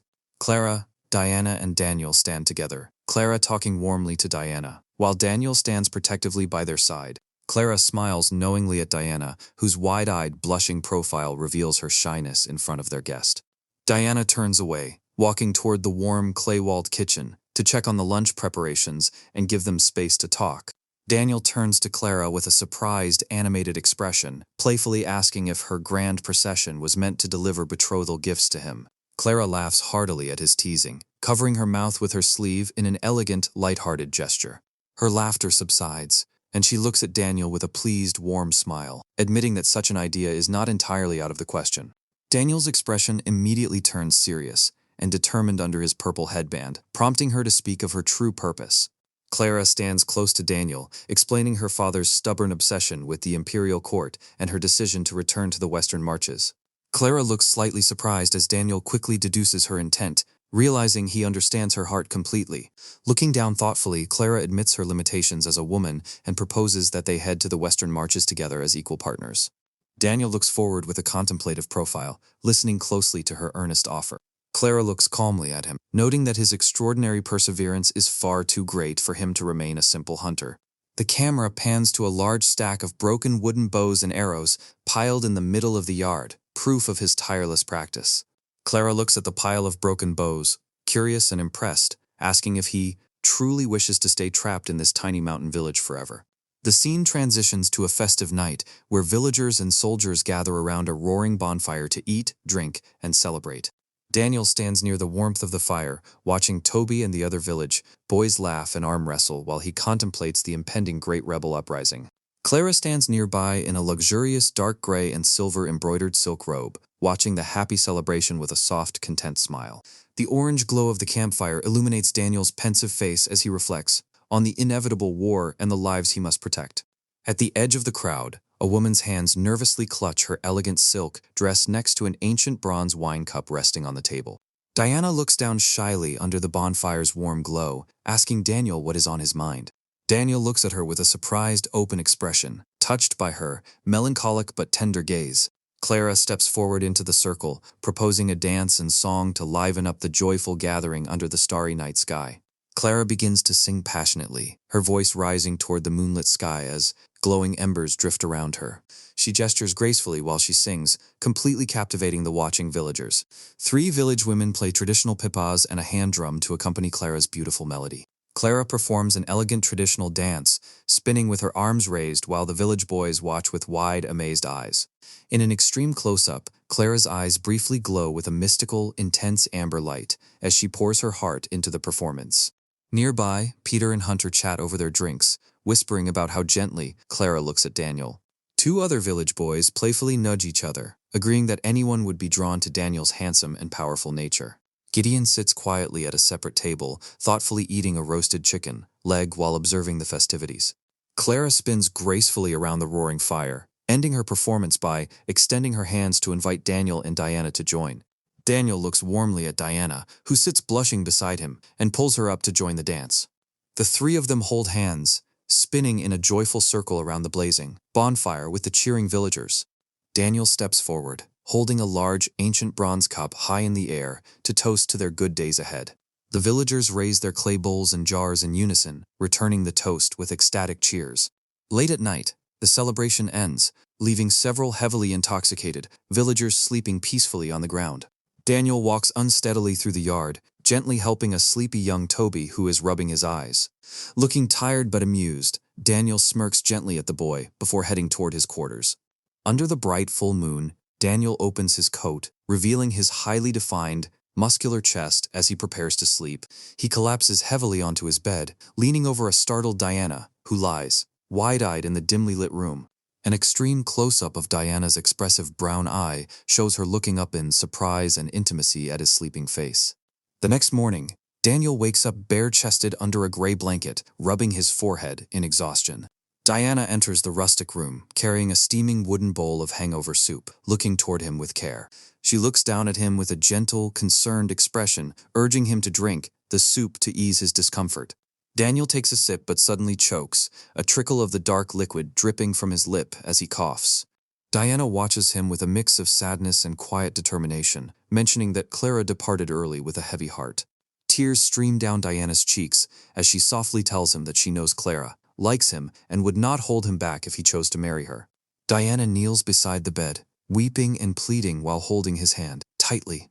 Daniel looks down at her with a serious, resolute expression, his defined muscles catching the morning light. They share a quiet, emotional moment together as Diana stands close to him by the edge of the bed. Diana turns her back and walks out of the room, leaving Daniel sitting in. Diana turns away and walks out of the rustic wooden room, pulling the door closed behind her as the soft morning sunlight streams through the opening. Daniel Young remains sitting on the edge of his straw mat bed, his brow furrowed, as he struggles to process his chaotic thoughts. Daniel, bare-chested and muscular, quickly stands up from his low bed, his long dark hair swinging as he looks determined and alert, his mind racing with the realization that it might have been Clara who was in his bed. Determined to find answers, Daniel stands inside the dimly lit room, hurriedly, searching through a dark wooden cabinet, his expression a mix of surprise and worry. Failing to find anything out of place, Daniel kneels on the dirt floor next to his bed, his highly defined back and shoulder muscles tensing as he reaches down to pull back the bedsheets. On the plain white woven linen cloth, a distinct fresh red bloodstain in the center catches his eye, confirming his wildest suspicions. Daniel stares downward at the bloodstained cloth, his face contorted in a mixture of shock and horror, his eyes wide and his mouth agape in absolute disbelief. Meanwhile, inside a grand, luxuriously decorated estate in Oak Ridge, General Nicholas sits at a large wooden table, eagerly tearing meat from a roasted leg of lamb and drinking from a large bronze cup. His advisor, Mr. Richard, stands, next to him holding an open scroll, speaking in a low, respectful voice. General Nicholas drinks heavily from his bronze cup, water and wine spilling down his thick gray beard and over his heavy lion head armor as he listens to his advisor. Mr. Richard looks concerned and serious as he speaks, informing his lord that Clara went to Stonehaven Village yesterday and stayed overnight at Daniel Young's house. General Nicholas's face instantly turns furious, his eyes wide with rage and his teeth gritted in a snarl as he nearly chokes on his food at the scandalous news. Mr. Richard speaks calmly but seriously to the general, explaining that the guards confirmed Clara went there yesterday afternoon and only returned early this morning. Suddenly, General Nicholas's rage softens, and he laughs mockingly, his mouth wide open as he bursts into booming, highly amused laughter. Mr. Richard stands on the left, looking calmly at General Nicholas, who sits at the wooden table musing that Clara has never been this attentive to any man before. Nicholas rests his hand on his chin, looking thoughtful and scheming as he wonders what kind of immense talent this Daniel must possess to win Clara's favor, despite being married. Mr. Richard looks forward with a calculating, sharp expression, noting that Daniel's current wife is merely a simple, rustic beauty from the countryside. General Nicholas's eyes glow with a fierce, amber-orange light of focus as he scoffs, stating that a simple country girl is no match for his family and decides they will personally visit Stonehaven Village in a few days. Outside the estate entrance gate, guarded by stone lion statues, a horse-drawn carriage pulls up under the bright, sunny sky. Clara sits inside the carriage, leaning forward slightly to look out of the open, wooden window toward the estate gates. Clara looks thoughtful and slightly melancholic, rubbing her sore shoulders and blushing as she mutters to herself about how rough and untender Daniel was. Clara, wearing her elegant dark silk robe with silver embroidery, sits quietly inside the carriage, trying to regain her composure. Supported by her female servant, Chloe, Clara steps down from the carriage onto the cobblestone path near the large red gates. General Nicholas stands outside the gate in his heavy armor, looking serious as he watches her arrive. Nicholas approaches Clara, speaking to her with a stern, questioning look on his face, as he asks about her early morning travels. Clara looks back over her shoulder at Nicholas with a cool, detached expression, curtly dismissing him before walking past.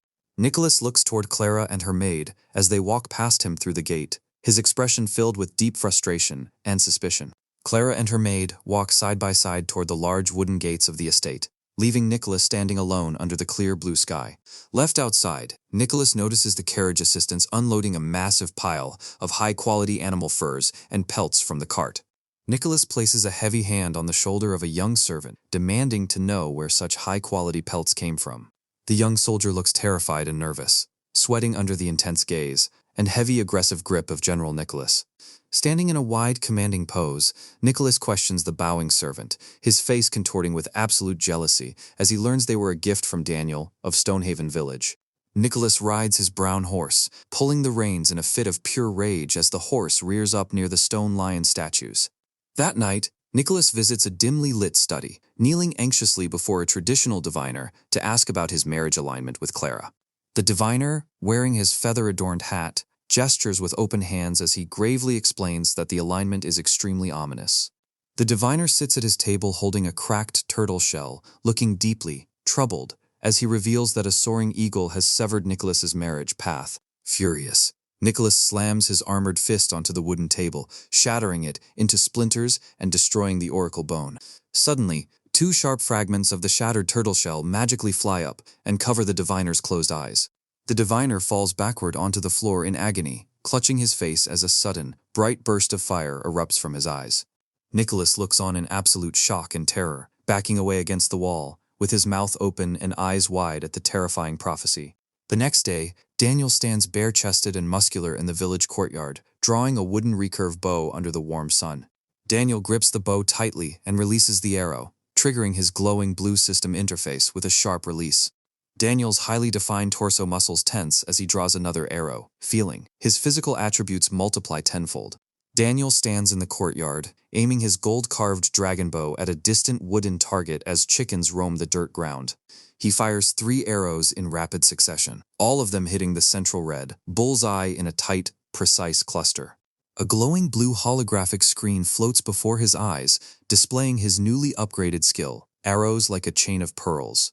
Daniel aims his golden dragon bow once more, tensing his muscular arm veins as he calculates the high cost of his next upgrade. Just then, the village third elder and a plump official named Lucas arrive at the bamboo fence, escorted by Toby. Daniel lowers his golden bow, looking calm, serious, and focused as he welcomes the unexpected visitors. Lucas, dressed in rich dark blue silk robes with embroidered golden cranes, bows, respectfully with clasped hands toward Daniel. Daniel stands in profile, looking calm and slightly aloof as he listens to Lucas introduce himself. Daniel walks forward, leading Lucas and the elderly scholar into the bamboo-fenced village yard. Under a wooden pavilion, Daniel stands facing Lucas and the advisor, listening to their offer. Inside the pavilion, Daniel sits on a wooden bench, conversing with Lucas about the vacant position of Stonehaven's patrol officer. Lucas speaks with a polite, submissive smile, explaining that the county magistrate wants to recruit Daniel for his incredible bravery. Daniel sits looking downward thoughtfully, weighing the sudden opportunity and its impact on his future. Lucas and the elderly scholar sit at the large stone table, smiling warmly as they wait for his decision. Daniel looks off to the side with a sharp. Daniel sits in the quiet pavilion, his arms crossed over his chest as he carefully weighs the county's offer. He questions how far a simple bandit-hunting patrol officer could truly rise in the ranks of the imperial system. Diana walks into the pavilion, holding a wooden tray, with 2 steaming clay bowls of tea, placing them gently on the stone table. Lucas, the county official, smiles with a pleased, expectant look, admiring her breathtaking beauty against the backdrop of lush green willow trees. Daniel looks extremely serious under the wooden pavilion roof, extending his hand to accept a clay bowl of tea from his wife. His eyes remain locked on, Lucas filled with sudden suspicion. Lucas sits at the stone table, speaking with an open, animated expression next to a beautiful blue and white porcelain teapot. He explains that he simply overheard Diana's name when the third elder reported to the county magistrate. Daniel raises his clay cup to his lips to take a slow drink, his eyes remaining highly alert. He wonders why a county chief of police would specifically remember the name of a simple countrywoman, sensing that the matter is far from simple. As the sun begins to set, the newly formed village militia stands in neat formation in the square. Gideon stands with his back to the camera, wearing a tattered brown robe with his unkempt hair hanging loose, holding a yellow training flag on a spear. Gideon raises his flag spear, shouting commands to start the training. The village boys, dressed in simple green and brown robes, raise their wooden shields in unison to create a solid wall of defense. During the combat training, the village boys grit their teeth with fierce determination. A youth with a red headband stands firmly behind his wooden shield, alongside his focused companions, swinging his practice sword in a powerful, synchronized slash. Daniel stands leaning against a wooden pillar at dusk, stroking his chin, thoughtfully as his eyes glow with a faint, amber-orange light. He watches their movements with deep satisfaction, pleased with their rapid improvement. Gideon stands firmly in front of the rustic village houses, holding two large red and gold flags decorated with dragon motifs. His expression is incredibly solemn and focused as he commands the boys to execute quick, disciplined marching steps. The village militia boys, including Peter, raise their swords high under the evening sky, their faces filled with fierce, determined expressions.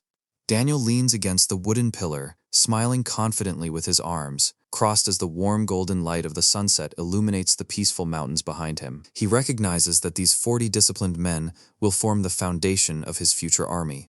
Daniel watches from the post as Gideon holds his flag spear, leading the marching village boys in perfect, orderly formation. He silently praises Gideon as a natural military genius for turning simple villagers into disciplined soldiers in just 10 days. Daniel looks on with a calm, proud, and satisfied smile as the militia continues its strict drills, knowing they are becoming a force to be feared. Daniel turns his gaze slightly, watching the boys execute their commands with flawless, synchronized precision. A side close-up of Daniel's face highlights his quiet pride as he watches the marching column, led by Gideon and his flying yellow and red flag. Daniel continues to observe the marching boys in their brown and green robes, giving a nod of quiet approval to their hard work. Suddenly, Diana stands in the wooden doorway of her home, waving her hand with a gentle, loving smile as her hair pins catch the fading light, calling out that dinner is ready. Daniel, seen from behind, looks over his shoulder toward Diana before directing Gideon to let the training boys disperse for their meal. Gideon stands before the marching village militia under the warm sunset, holding his red and gold flag high as he strictly commands the boys to disperse and eat within a single stick of incense. Daniel looks calm, thoughtful, and content as the boys scramble in an orderly rush, slightly shaking his head at Gideon's relentless, stubborn temper. Daniel looks slightly surprised, turning his head as he and Diana begin their walk down the dusty village road. Diana and Daniel stand together in front of their clay-walled home at dusk, Diana looking warmly at him as she proudly praises Gideon's diligence in training the young men. Daniel and Diana look toward the side with focused, observant expressions as they notice Gideon walking behind them, still holding his training flag. Gideon stands holding his red and gold flag, looking back over his shoulder, toward Diana, who kindly calls him over. Gideon stands before Diana, bowing his head respectfully with a serious, disciplined expression on his weathered face. Diana reaches out, her delicate hand touching a heavy tear and several worn holes on Gideon's tattered brown robe. Diana looks at Gideon with a gentle, sympathetic expression, urging him to take off his tattered clothes so she can mend them, while offering to find him a suitable wife. Daniel stands quietly in the background, watching their warm interaction. Gideon looks down, closing his eyes in a deeply emotional and grateful expression, feeling shy and embarrassed by her sisterly care. To hide his embarrassment, Gideon raises his flag, calling out to the militia boys who raise their fists and shout happily before dispersing to eat. As night falls, a high-angle scenic shot shows Stonehaven Village under a bright full moon, with warm light and smoke rising from the chimneys of the thatched roof houses.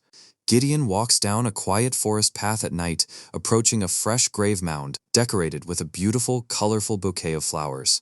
Gideon kneels before his mother's grave under the bright full moon, holding a yellow paper contract in his hands with a sorrowful, heavy expression. A close-up of Gideon shows him looking sorrowful yet determined, tears streaming down his face as he burns the paper over a small flame, regretting that he let his mother suffer in life. Gideon gently touches the ancient characters carved into his mother's tombstone, his heart filled with grief. Gideon looks highly resolute under the moonlight, touching the tombstone as he clenches his fist, swearing to protect his master, elder sister, and this home with his very life. Inside a wooden training hall, Daniel is bare-chested and sweating, straining as he lifts a massive, heavy 500-pound gray boulder with both hands. Daniel holds the heavy boulder easily with one hand, looking surprised and pleased as his physical limits are pushed to new heights. He looks at a glowing blue holographic system interface, confirming that his Might of a Titan skill has successfully upgraded to Strength of 9 bulls. Daniel drops the massive boulder to the ground with a thunderous crash, realizing that 500-pound weights are no longer enough to train his immense strength. Later, Diana's delicate hands adjust the straps of Daniel's magnificent new red and gold dragon-themed scale armor, smoothing the fabric over his chest. Daniel, fully dressed in his majestic red and gold armor with a matching gold hairpiece, stands proudly next to the jet-black warhorse, Ebony Eclipse, while Diana looks at him with pride. Diana and Gideon stand with the village boys behind them, looking on with respect and mild sadness. Daniel instructs Gideon to bolster the village, defenses, and protect their home while he is away in Oak Ridge. Gideon looks up with a deeply moved, grateful expression, promising to defend Diana and their home with absolute security. Mounted on the jet-black warhorse Ebony Eclipse, Daniel waves his hand to say goodbye to Diana and the gathered villagers. Diana stands in the center with a gentle, longing smile, flanked by Peter and the other village youth as they watch Daniel ride away. Gideon stands at the village entrance gate, looking after Daniel with a resolute, loyal expression as his master gallops toward the city. Inside a grand Chinese hall, Clara, dressed in her black and silver embroidered silk gown, stands speaking to her father, Lord Dominic, who asks if she stayed overnight at Daniel's house and offers to arrange their marriage. Clara looks serious and determined as she speaks, blushing slightly as she reminds her father that Daniel is already married. Lord Dominic looks highly amused, speaking loudly and laughing heartily as he states that a capable man having multiple wives is perfectly normal. Clara bows her head, looking serious and thoughtful, as she explains that Daniel is not the kind of man who would ever abandon his wife for power or wealth. Lord Dominic sits on his couch, scowling with a stern, authoritative yet proud expression, as he realizes Daniel is indeed a man of great principle. Clara looks shocked, her eyes wide and lips parted in surprise as her father promises to find a way to make everything work out for them. Lord Dominic looks extremely grim and resolute, his heavy eyebrows furrowed in a fierce frown as he contemplates his next move. Clara stands next to a large bronze dragon head sculpture inside the grand hall, looking worried about the potential complications her father might cause. Lord Dominic speaks in a booming, forceful manner, asserting that he will personally handle the arrangements for her future. Clara looks off to the side with a concerned, anxious expression, knowing her father's dynamic personality. Lord Dominic laughs heartily, clutching his chest with one hand, his face filled with pride and amusement at his daughter's choice. Clara looks toward the grand open doors as Mr. Richard, dressed in his blue scholar robes, enters the hall to deliver news. Mr. Richard sits inside the grand hall of the Dominic mansion. The advisor, Mr. Richard, bows respectfully with a hand and fist salute to his master, Lord Dominic, who sits comfortably in his large, ornate wooden armchair. Clara stands quietly beside them, her gaze lowered with a slightly downcast expression. Clara looks down with a sad, gentle, and resigned smile on her face, her hair beautifully decorated with silver pins reflecting the sunlight. Mr. Richard speaks seriously, his goatee neat and his focus sharp as he explains that he has returned after hearing news regarding Daniel Young. Lord Dominic's brow heavily furrows, his expression turning dark and furious as he questions why the county office would summon a village patrol officer to suppress bandits instead of requesting troops from him. Suddenly, Lord Dominic's expression softens as he laughs heartily, throwing his head back in amusement, teasing Clara that she is the one most interested in Daniel's affairs. Clara looks down with an anxious, sad, and deeply worried expression, blushing with embarrassment as she asks her father how he can make fun of her. Lord Dominic stands next to Mr. Richard, looking stern and commanding in his black and gold dragon armor, as he proudly says his daughter has no need to hide her feelings before Mr. Richard reveals the bandits are on Dragon Mountain. Lord Dominic wears a smug, triumphant grin as he converses, while Clara looks up, with a worried, questioning gaze about the significance of Dragon Mountain. Mr. Richard stands speaking to Lord Dominic, while Clara stands on the left, listening attentively to the dark history of the Dragon Mountain bandits. Lord Dominic looks grim and focused, his brow heavily furrowed, as he remembers how his own attempts to clear the mountain years ago were repeatedly leaked to the bandits by Governor William. Mr. Richard looks on with a calm, reassured, and professional expression, confirming that the bandits are merely Lord William's tools to control the Eastland fur trade. Clara is on her knees, desperately holding on to Lord Dominic's armored leg, pleading with a worried and tearful expression as she realizes Daniel is walking into a deadly trap.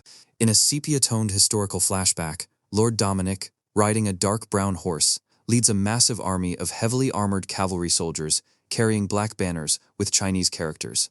Lord Dominic, in his battle-armored flashback, looks grim, powerful, and battle-hardened as he holds a long spear, recalling his empty-handed return from the mountain.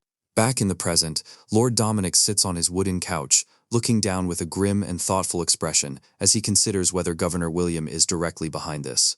Lord Dominic's hands hold an old crumpled paper scroll as he listens to Mr. Richard's assessment that Daniel is too small of a figure for the governor to target directly.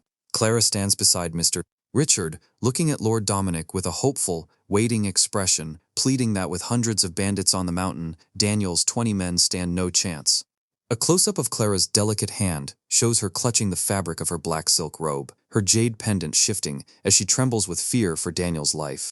Clara looks extremely worried and distressed, her mouth slightly open and her eyebrows knit in concern as she begs her father to immediately cancel the suicide mission. Lord Dominic looks deeply stern, with his hands clasped tightly together in front of his face, as he ponders how to handle his daughter's desperate request. Mr. Richard is shown from the chest up, looking thoughtful and observant as he watches Clara's deep concern for the young hunter. Clara pleads with her father, looking up with wide, anxious eyes, while he glares back with a stern, uncompromising expression, stating that a man who relies on others will never achieve greatness.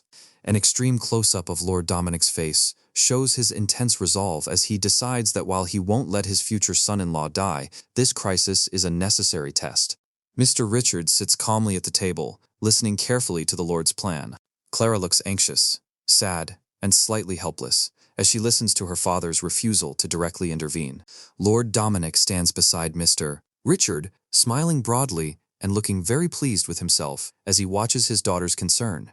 Clara has a slightly skeptical and annoyed expression, looking at her father, with her mouth open in disbelief at his light-hearted teasing. Clara stands beside her father, Lord Dominic, who smiles warmly and affectionately as he reassures her that he won't let Daniel fall. Clara stands looking at her father with a soft, pleased, and relieved expression as he promises to send protection in secret. Lord Dominic looks serious and resolute as he prepares to coordinate their hidden involvement. Lord Dominic sits on his ornate wooden couch, talking to Mr. Richard, who bows respectfully as he receives orders to have Nicholas follow Daniel in secret. Clara looks gentle, peaceful, and smiles softly, relieved that her loved one will have a guardian shadow on his dangerous journey. Outdoors during the day, a grand wooden carriage drawn by 2 black horses rolls down a stone path through a forest valley. Lord Dominic, disguised in a straw, hat and simple peasant tunic, drives the carriage while General Nicholas rides alongside. Mr. Richard looks out of the carriage window, pulling aside a blue silk curtain, with a curious, slightly embarrassed expression as he speaks to his disguised Lord. Close-up of the disguised Lord Dominic holding the leather reins of the carriage, looking serious, alert, and watchful as he tells Richard to remain seated and not reveal any clues. General Nicholas, wearing heavy brown plate armor and fur shoulder guards, rides his black horse alongside the carriage under a bright blue sky, keeping a vigilant watch. The disguised Lord Dominic grips the reins tightly, his eyes sparkling with excitement as he spots Daniel approaching in the distance. Daniel, dressed in his magnificent gold and red dragon-themed scale armor, rides Ebony Eclipse at the head of a marching column of village militia boys along the stone path. General Nicholas stands near the carriage looking serious, while the disguised Lord Dominic sits on the driver's seat, looking amused as Mr. Richard looks out of the window. Close-up of General Nicholas looking grim and stern, the wolf furs on his shoulders tensing as he watches Daniel with intense jealousy, noting his formidable aura. Disguised Lord Dominic laughs wildly, throwing his head back under his straw hat, with a wide grin, immensely pleased with the young warrior's heroic presence. Daniel, on his black warhorse Ebony Eclipse, leads his village militia as they meet the wooden carriage on the road, while Mr. Richard looks out of the carriage window. Daniel, having dismounted next to his horse, bows with clasped hands, respectfully to the visitors, greeting Mr. Richard politely. Mr.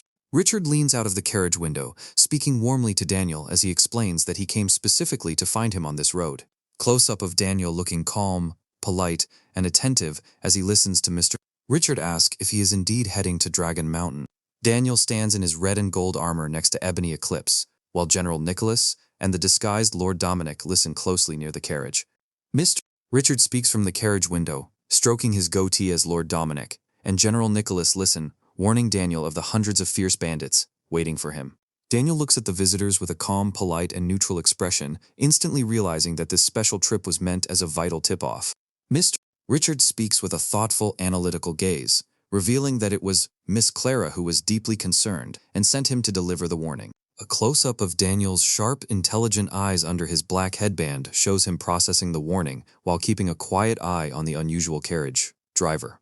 A close-up shows Daniel's hand gripping the gold-accented hilt of his sword at his waist as he considers the dangerous path ahead. Mr. Richard looks pleasantly surprised as he speaks, offering Clara's help to cancel the bandit suppression task with a single word. A close-up shows Daniel looking cool, calculated, and serious, fully confident in his own strength and his prepared militia. Daniel stands next to his horse, talking to Mr. Richard at the carriage window, while the disguised Lord Dominic listens in on his response. A close-up shows Daniel looking toward the side, observing the carriage and calmly appreciating the warning. Daniel stands proudly in his gold-detailed dragon armor next to the majestic, jet-black ebony Eclipse, holding his golden bow on his back. Daniel Young stands proudly in his magnificent red and gold dragon armor, beside his majestic black warhorse, Ebony Eclipse. As he gently strokes the horse's muzzle, he looks back toward the carriage with a confident smile, expressing his deep appreciation for Miss Clara's kind intentions and assuring Mr. Richard that she can wait with an easy mind.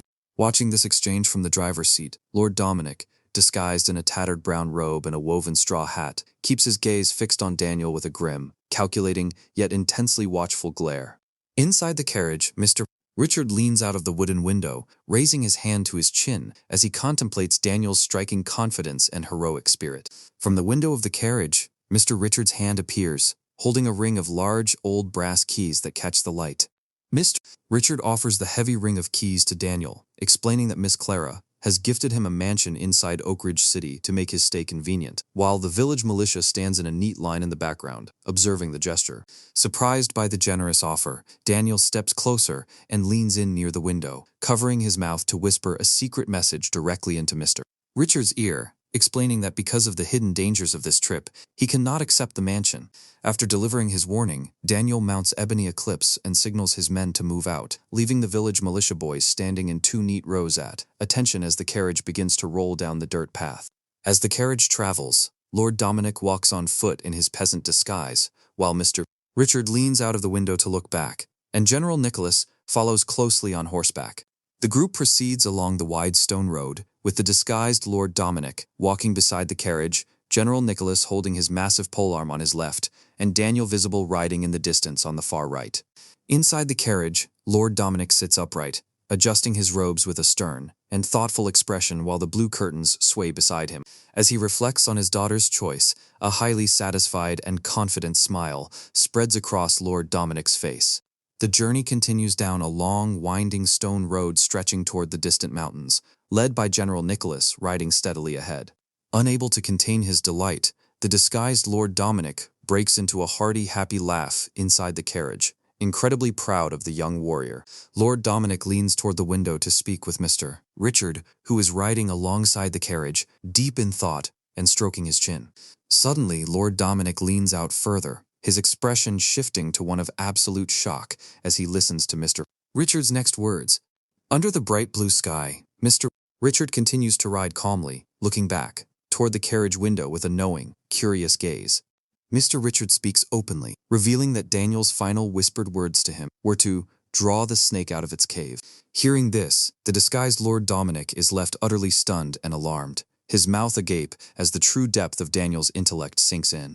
Dominic urgently turns to discuss the revelation with Mr. Richard, realizing that Daniel knew all along that this entire bandit suppression mission was a carefully laid trap. Mr. Richard explains that Daniel declined Clara's direct help because he did not want to alert their hidden enemies, while Lord Dominic and General Nicholas listen with tense, alert expressions. General Nicholas looks on with a serious, surprised expression, deeply impressed by the young man's tactical foresight. Mr. Richard bows respectfully on his horse with clasped hands, praising Daniel to General Nicholas as a rare, versatile talent who possesses both unmatched courage and meticulous strategy.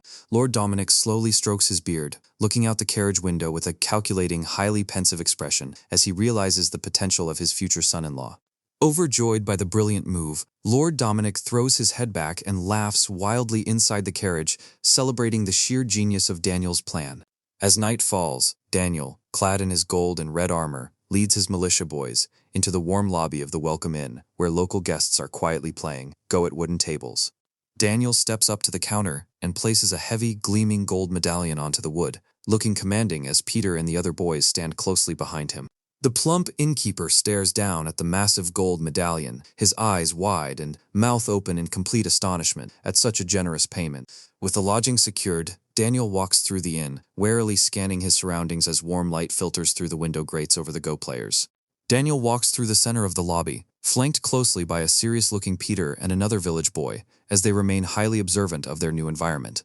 Sitting down at a wooden table, Daniel raises his hand calmly to address both the innkeeper and Peter, instructing them on their next steps. Peter listens intently but looks back at Daniel with a somewhat confused and questioning expression. Under his black headband, Daniel's face is shown in an extreme close-up, his eyes burning with intense focus, determination, and quiet resolve. Exhausted from their long journey, Peter and another village boy sit at the table, looking downcast and tired as they finally rest. Soon after, the village boys head out of the inn's lobby, their silhouettes moving toward the bright exit doors. Daniel remains behind, sitting alone at the wooden table in the quiet inn, patient and waiting for the right moment to act. With his plans set, Daniel rises and walks slowly toward the bright, open wooden exit doors of the inn. Meanwhile, inside a dimly lit military tent, the strategist Gerald, dressed in elegant dark purple robes, sits beside Lord Dominic in heavy armor and two standing generals around a map scroll. Lord Dominic looks grim and deeply focused, listening carefully to his advisors as they analyze their current position. Gerald addresses the gathering, speaking with absolute precision as candles flicker on the table, illuminating the strategic map. Looking down thoughtfully, Gerald's sharp, calculating gaze reveals his deep, analytical mind as he plots their next moves. Later, Gerald stands alone inside a quiet, dimly lit wooden room, surrounded by flickering candles as he contemplates the unfolding situation. Outside on the town street, an older driver in a straw hat sits warily on his carriage, keeping a close eye on the quiet wooden buildings. Gerald's expression suddenly shifts to one of surprise and concern as he receives word of a high-spending guest arriving in town. At dusk, Gerald arrives outside the warm lit entrance of the Welcome Inn, staring inside to investigate the mysterious travelers. The friendly innkeeper eagerly welcomes Gerald inside, smiling warmly and gesturing politely as Gerald looks around the cozy dining area. The innkeeper speaks respectfully, detailing the generous guests who checked in earlier in the day. Gerald listens with a highly skeptical and serious expression, trying to deduce who these heavily armed newcomers could be. While the innkeeper prepares a fresh teapot behind the counter, Gerald walks slowly through the dining area, his mind working to solve the mystery. Upstairs in his private room, a bare-chested and muscular Daniel performs a rigorous sword drill, swinging his blade with lethal focus and speed. Outside the wooden door, the warm yellow silhouette of the innkeeper's face appears against the paper window pane, preparing to announce a guest. Hearing the approach, Daniel stops his movements, his glistening torso tense, and his eyes locked onto the door with absolute focus. Sensing that the time for action has arrived, Daniel Young, wearing a dark hooded cloak, stands before a collection of swords in his dimly lit room, wondering who his late-night visitor could be. He turns and opens the door to the hallway, where Peter and Toby are waiting for him with surprised and concerned expressions. Facing the two anxious boys, Daniel raises his hand to signal them to remain quiet and alert, his expression hushed and serious. Daniel instructs them to go and rest early to stay energized for their journey into the mountains tomorrow, before walking away down the dark wooden corridor as Peter and Toby watch him leave with worried eyes.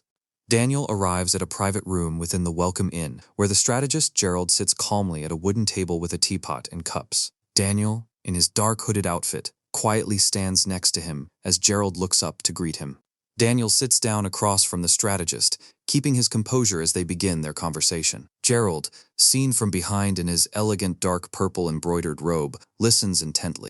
Gerald holds a small clay teacup, looking thoughtful as Daniel points out that finding his room and knowing his name means he must have been keeping a close eye on him. Daniel looks serious and analytical as he speaks to Gerald, recognizing him as the poison strategist and wondering what advice such a prominent figure has for him so late at night. Gerald gently rests his hand on his clay cup, explaining that he is currently serving under General Nicholas and has been ordered to secretly protect Daniel during his bandit suppression mission tomorrow. Daniel sits quietly, looking downcast and deep in thought as he processes this information, realizing the complex web of political schemes surrounding his mission. Gerald looks at Daniel with a serious questioning and slightly surprised expression, noticing the young man's sudden distraction. The two sit opposite each other under a warm hanging lantern, an open scroll, lying on the table between them as the starry night sky and bamboo trees are visible through the window.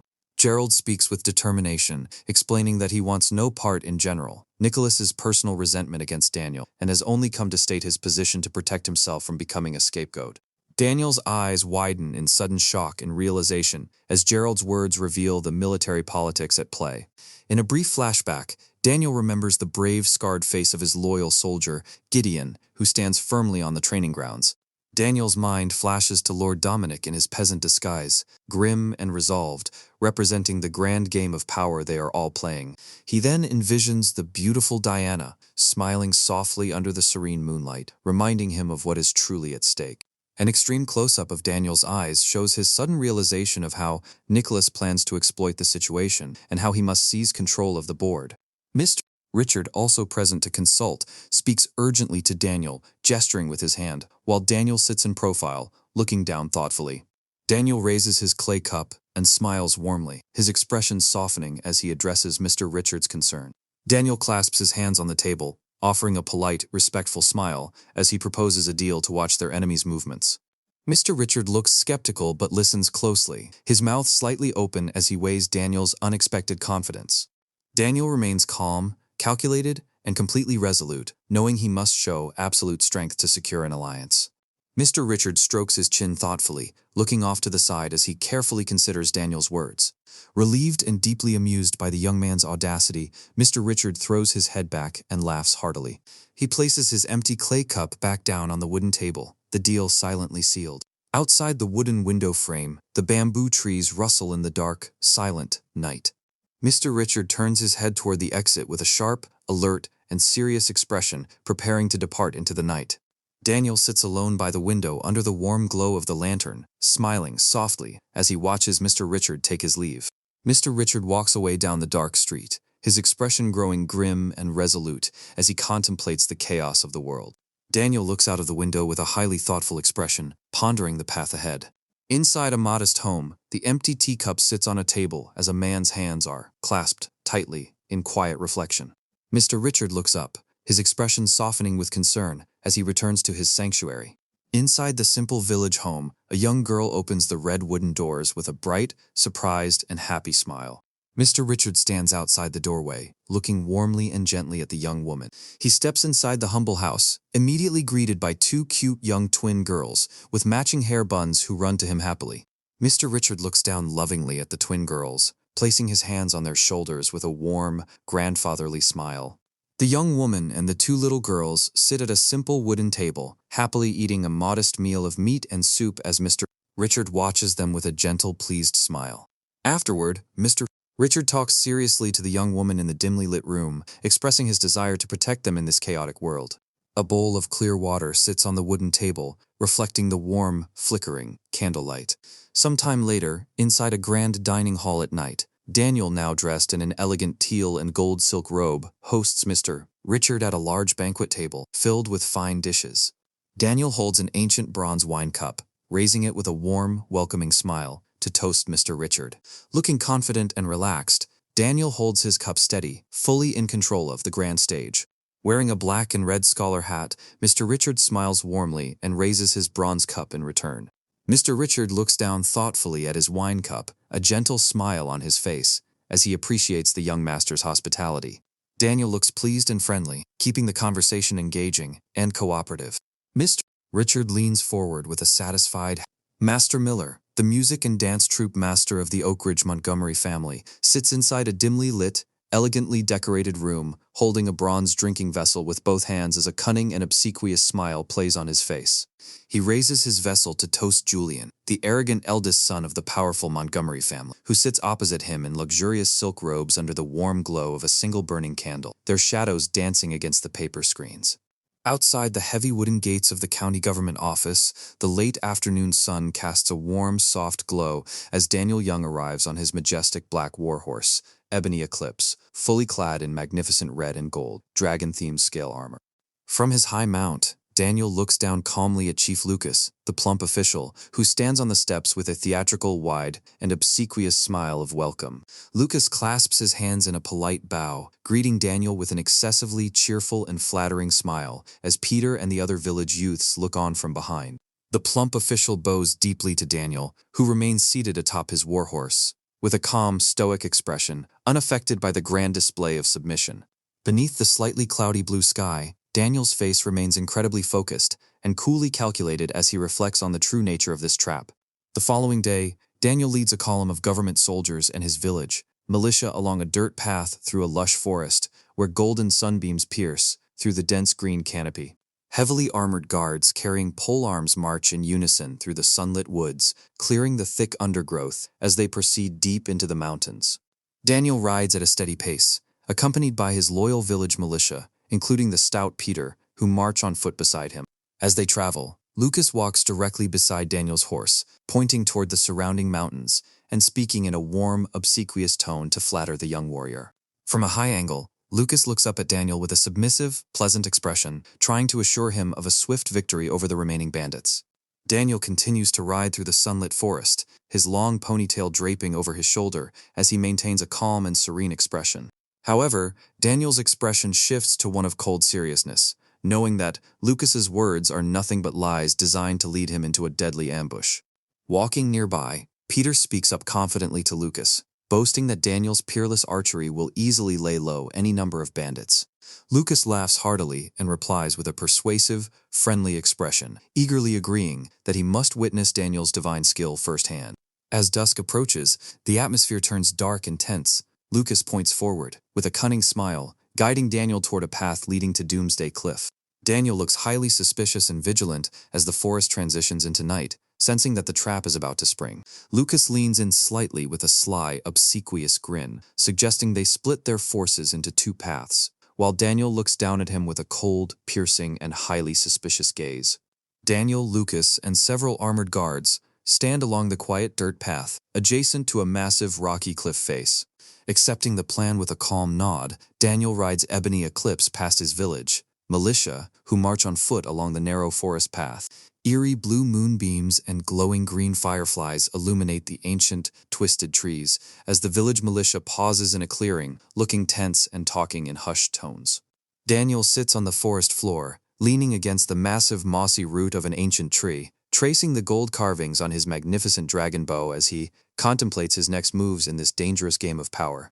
He looks off to the side with a sharp, vigilant gaze under the dim light of the crescent moon, weighing the complex politics of Lord Dominic's forces and his devotion to Diana. Suddenly, his eyes grow incredibly sharp, intense, and deadly serious as he senses that the appointed hour has arrived. Daniel presses his hand against a glowing green gem built into the golden, dragon-carved grip of his bow, activating its special properties. He remains seated under the massive tree, looking down at his weapon with a focused and contemplative expression as the forest glows with faint blue moonlight. Peter crouches down beside Daniel, whispering urgently that the time to move against the bandits is almost here. Daniel stands up, holding his golden dragon bow and commanding his village, militia to stay put, prompting them to draw their swords and raise their shields in defensive formation. Standing resolutely in front of the massive tree trunk, Daniel leaves his armed militia in defensive positions, ordering them not to act without his signal. Peter stands beside Daniel with an alarmed and questioning look, wondering why they must wait, while Daniel prepares to leave alone. Peter stares with wide, shocked, and fearful eyes as Daniel quietly disappears, vanishing into the dark shadows of the trees. Daniel raises his hand to signal his men to halt and remain silent, ensuring no one follows him into the darkness. Peter and another young villager stare forward with grim, deeply concerned expressions, anticipating the confrontation ahead. The entire group of village militia stands gathered in the dark, misty forest, all staring forward with wide, astonished eyes. In a dark, foggy clearing a short distance away, several armored government soldiers lie motionless on the ground, having let their guard down, while Chief Lucas is slumped unconscious against the trunk of a central tree. Lucas has a content, peaceful smile on his sleeping face as he slumps against the mossy tree, holding a clay wine gourd, with his guards completely unresponsive beside him. One of the armored guards slowly wakes up, leaning over the slumped Lucas with a highly concerned and questioning look. Lucas slowly opens his eyes, looking groggy, confused and disoriented as he sits against the mossy tree trunk. The guard looks startled and highly alarmed as he scans the dark, silent forest around them. Lucas sits up fully, trying to regain his bearings, while the guard beside him kneels on one knee, holding his spear alertly. A group of armored soldiers stand in a protective semicircle around Lucas, their spears raised, looking out into the dark, misty woods. Suddenly, a hand clad in a golden dragon-carved bracer covers Chief Lucas's mouth from behind, while a sharp steel knife blade is held close to his throat, causing Lucas's eyes to bulge with sudden, overwhelming terror. Daniel holds Lucas in a tight grip from behind, pressing his hand firmly over Lucas's mouth while holding a sharp, serrated tactical survival knife against his throat with a cold, menacing expression. In an extreme close-up, the sharp tactical knife rests against Chief Lucas's neck as Daniel whispers a terrifying threat directly into his ear. Sweat pours down Lucas's panic-stricken face as the tip of the tactical knife blade presses lightly against his skin. Daniel pulls his hand away from Lucas's mouth but maintains his firm grip and keeps the blade pressed tightly against Lucas's throat, demanding answers to 3 questions. Lucas looks up at Daniel with wide, watery, and pleading eyes, completely terrified for his life.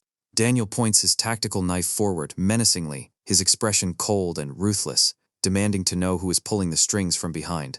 Lucas looks up at Daniel with terror, completely at his mercy as he frantically stammers that Magistrate Caldwell is the mastermind. With his mouth wide open in a silent gasp of terror, Lucas reveals that Caldwell ordered him to lure Daniel into an ambush of hundreds of bandits. Daniel looks incredibly sharp, cold, and calculated, his eyes fixed on Lucas as he asks his second question, how Lucas knew his wife's name is Diana. Tears well in Lucas's eyes as he trembles in fear, realizing that Daniel knew it was a trap from the very beginning. Showing a cold, unyielding, and ruthless expression, Daniel holds the tactical knife tighter to Lucas's throat, forcing the terrified official to confess. Under a dark, unyielding expression, Daniel Young holds a modern tactical survival knife with a serrated back edge, pressing the sharp silver blade dangerously close to the throat of Chief Lucas. He realizes that Julian, the eldest son of the powerful Montgomery family, is actively targeting Diana. In the blue-lit depths of the forest, Daniel, wearing his magnificent gold and red dragon scale armor, holds the tactical knife directly to the throat of the plump, terrified official, demanding that he give the order to attack the stronghold immediately. Lucas shuts his eyes tightly in absolute desperation, tears squeezing from his eyes as he gasps in terror, frantically agreeing to follow Daniel's every command to spare his life. Meanwhile, inside the large, rustic wooden hall of the mountain stronghold, the muscular, bald-headed dragon mountain bandit leader stands with a stern, scarred face, while a young, anxious bandit in a tattered robe with a gray fur collar pleads with him. The bald bandit leader listens in profile as the young bandit and another companion watch him anxiously, waiting for their leader's final decision regarding the approaching forces. His face framed by a thick, dark beard, the bald bandit leader speaks, authoritatively, his brow furrowed in irritation as he warns his men about the dangers of targeting a high-status hostage like the lady from the Sinclair clan. The young bandit looks downward, with a sullen, submissive, and contemplative expression, silently absorbing his leader's harsh warning. The bandit leader continues to speak with dark, intense eyes, explaining that, without the local magistrate's advance warning, the Westland soldiers would have taken their heads long ago. Looking up with a serious and determined expression, the young bandit prepares himself to execute the leader's upcoming commands. In the grand wooden hall beneath several mounted bull skulls, the bandit leader sits on his pelt-draped throne, while rows of bandits watch from the walls. Standing before the throne, the young bandit talks urgently to the leader, who crosses his arms with a serious, questioning expression as they prepare their defense. Deep within the stronghold's dark, damp wooden prison cell, several captured men, in simple gray robes, stand tightly bound to wooden pillars with heavy iron chains. From another angle, the chained male prisoners stand dejectedly in the foreground, while 2 female captives sit in a wooden cage in the background on the straw-covered floor. Inside the cage, a young maidservant weeps bitterly, leaning against the chest of Lady Madeline, who sits gracefully in an exquisite crimson and gold silk gown, despite her ankles being bound in heavy iron chains. Lady Madeline looks forward with a sorrowful but dignified expression, reassuring her weeping maid that the bandits only want money and will not harm them. Tears stream down the pale face of the crying maidservant as she clings tightly to Lady Madeline's silk-covered arm in fear and despair.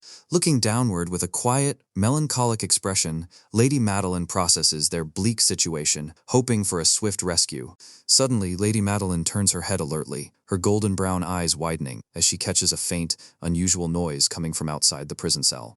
An extreme close-up of Lady Madeline's stunning brown eyes reflects the dim, cool light of the dungeon as she wonders who could possibly be approaching so quickly. Outside the massive, multi-tiered wooden stronghold of the Dragon Mountain, bandits, Daniel Young stands beside Chief Lucas, forcing the terrified official to guide him past the patrol guards. Daniel presses the serrated blade of his tactical knife directly into Chief Lucas's back, forcing him to cooperate in silence under threat of immediate death. With a swift, silent motion, Daniel slits Lucas's throat to prevent any leaks of the plot. Lucas falls flat on his back on the dirt ground, gasping for air with wide, terrified eyes. Kneeling beside the fallen Lucas under the cover of night, Daniel looks around warily, determined to protect himself and his wife from the conspiracies of Julian and Caldwell. Far from the battlefield, the handsome young nobleman Julian smirks smugly, unaware that his manipulative plot has already been completely exposed. Daniel stands outside the open wooden gates of the mountain stronghold with his golden dragon-carved bow, watching a chaotic fire break out as shadows of fighting figures appear. Inside the burning wooden hall, the bald bandit leader stands in the center, drawing his massive saber and shouting commands to his armed crew to launch a counteroffensive. The bald bandit leader points his heavy steel sword directly forward with a fierce, commanding expression, rallying his men to wipe out the government forces. Brandishing a curved scimitar, the young bandit with the gray fur collar smiles, wildly eager for blood as the leader stands behind him. The massive wooden gates of the stronghold swing open, and a horde of shouting bandits charge out into the night, clashing violently with the armored government soldiers. The government soldiers look startled and horrified, quickly realizing they have been completely overwhelmed by hundreds of savage bandits. The bald bandit leader smiles with savage triumph as his men easily break through the disorganized lines of the government forces. The terrified soldiers retreat in panic through the dim light as the formidable figure of the bald bandit leader advances relentlessly. Armed bandits charge through the mud outside the fortress gates, running past the bodies of fallen soldiers lying in puddles. From a high cliff overlooking the burning mountain valley, a small group of observers, including the strategist Gerald, stand watching the chaotic battle unfold below.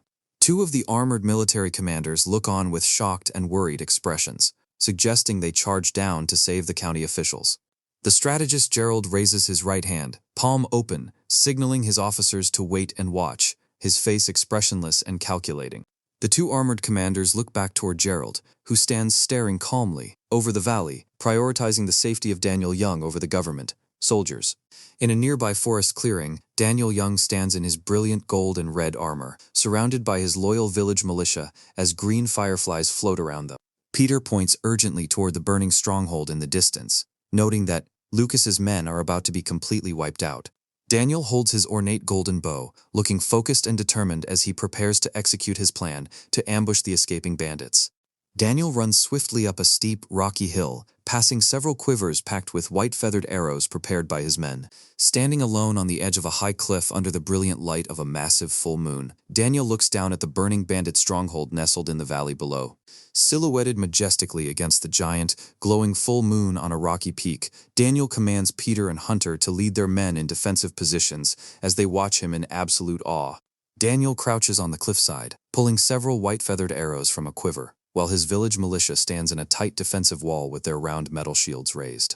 Daniel stands against the backdrop of the massive full moon, drawing his golden dragon bow with 3 arrows loaded onto the string simultaneously. An array of arrows flies through the night sky, raining down from the high cliffs with deadly speed and accuracy. In the middle of the chaotic battleground, a bandit in a red tunic raises his sword high with a fierce war cry, preparing to strike. A defeated government soldier in iron armor kneels on the ground, shielding his head in surrender, as several armed bandits mockingly raise their swords to finish him. A close-up of a terrified government soldier's face shows his eyes wide with fear as he senses impending doom. Suddenly, Another armored soldier looks up in sheer horror as the volley of arrows fired by Daniel Young. An armored government soldier, wearing a steel helmet adorned with a bright red tassel, stands under the radiant light of a full moon, scanning his surroundings, alertly, unaware of the impending danger in the dark night. Suddenly, the soldier's eyes bulge with sudden shock and absolute horror as a fresh splash of dark red blood stains his right cheek, a silent warning that an ally right beside him has just been struck down. From the adjacent cliff, Daniel Young stands majestically on a rocky ledge, drawing his glowing golden dragon-carved bow under the massive, bright full moon to unleash a rain of arrows into the misty mountain valley. Below, members of the village militia stand together. In the front, Peter and Toby look up at Daniel on the cliff with expressions of deep awe and excitement at his incredible speed. Confident and smiling, Toby steps forward with his simple wooden bow, aiming an arrow upwards under the watchful eyes of Peter and the other eager village youths. Under the full moon, Daniel remains intensely focused, his handsome face serious and calm as he prepares to release another precise, rapid-fire shot. Over his shoulder, Daniel aims directly at the stronghold below, knowing that his arrows are ruthlessly picking off the bandits like lambs led to the slaughter. Inside the stronghold, the bald-headed bandit leader points his muscular arm up toward the high cliff, shouting to his men to alert them to the invisible archer's position. A group of fierce bandits brandishing steel swords charge forward aggressively, letting out desperate battle cries as they try to mount a counterattack. Mid-charge, one of the leading bandits is struck directly in the forehead by one of Daniel's precise arrows, blood spraying through the air as the force of the impact throws his head back. Panic spreads through the camp as the remaining bandits begin to retreat, unaware that high above them on a suspended wooden bridge, a dark figure quietly watches their chaotic flight. Leaping gracefully off the high cliff, Daniel Young dives down toward the valley, below under the massive full moon, his golden bow firmly in hand. Landing safely, Daniel stands with his back to the camera, his golden bow slung over his shoulder, as Peter and the rest of the village militia wait by a rocky wall for his next command. The village militia stand in a disciplined line under the starry night sky, each member carrying a heavy bundle of dry wood and kindling, ready to execute Daniel's strategy. Running in unison, the militia members carry their heavy bundles of dry wood toward the gates of the mountain stronghold to trap the bandits inside.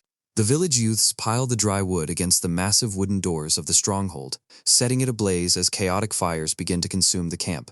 Terrified and defeated, 3 young wounded bandit recruits with bruised, blood-splattered faces sit slumped against a wooden fence as the stronghold falls. High on the cliffside, Gerald and his heavily armored commanders, including the scarred General Nicholas, look down at the burning stronghold in utter disbelief. One shocked commander stands with wide eyes and his mouth slightly open, utterly astonished by Daniel Young's overwhelming tactical victory, while Gerald watches, calmly.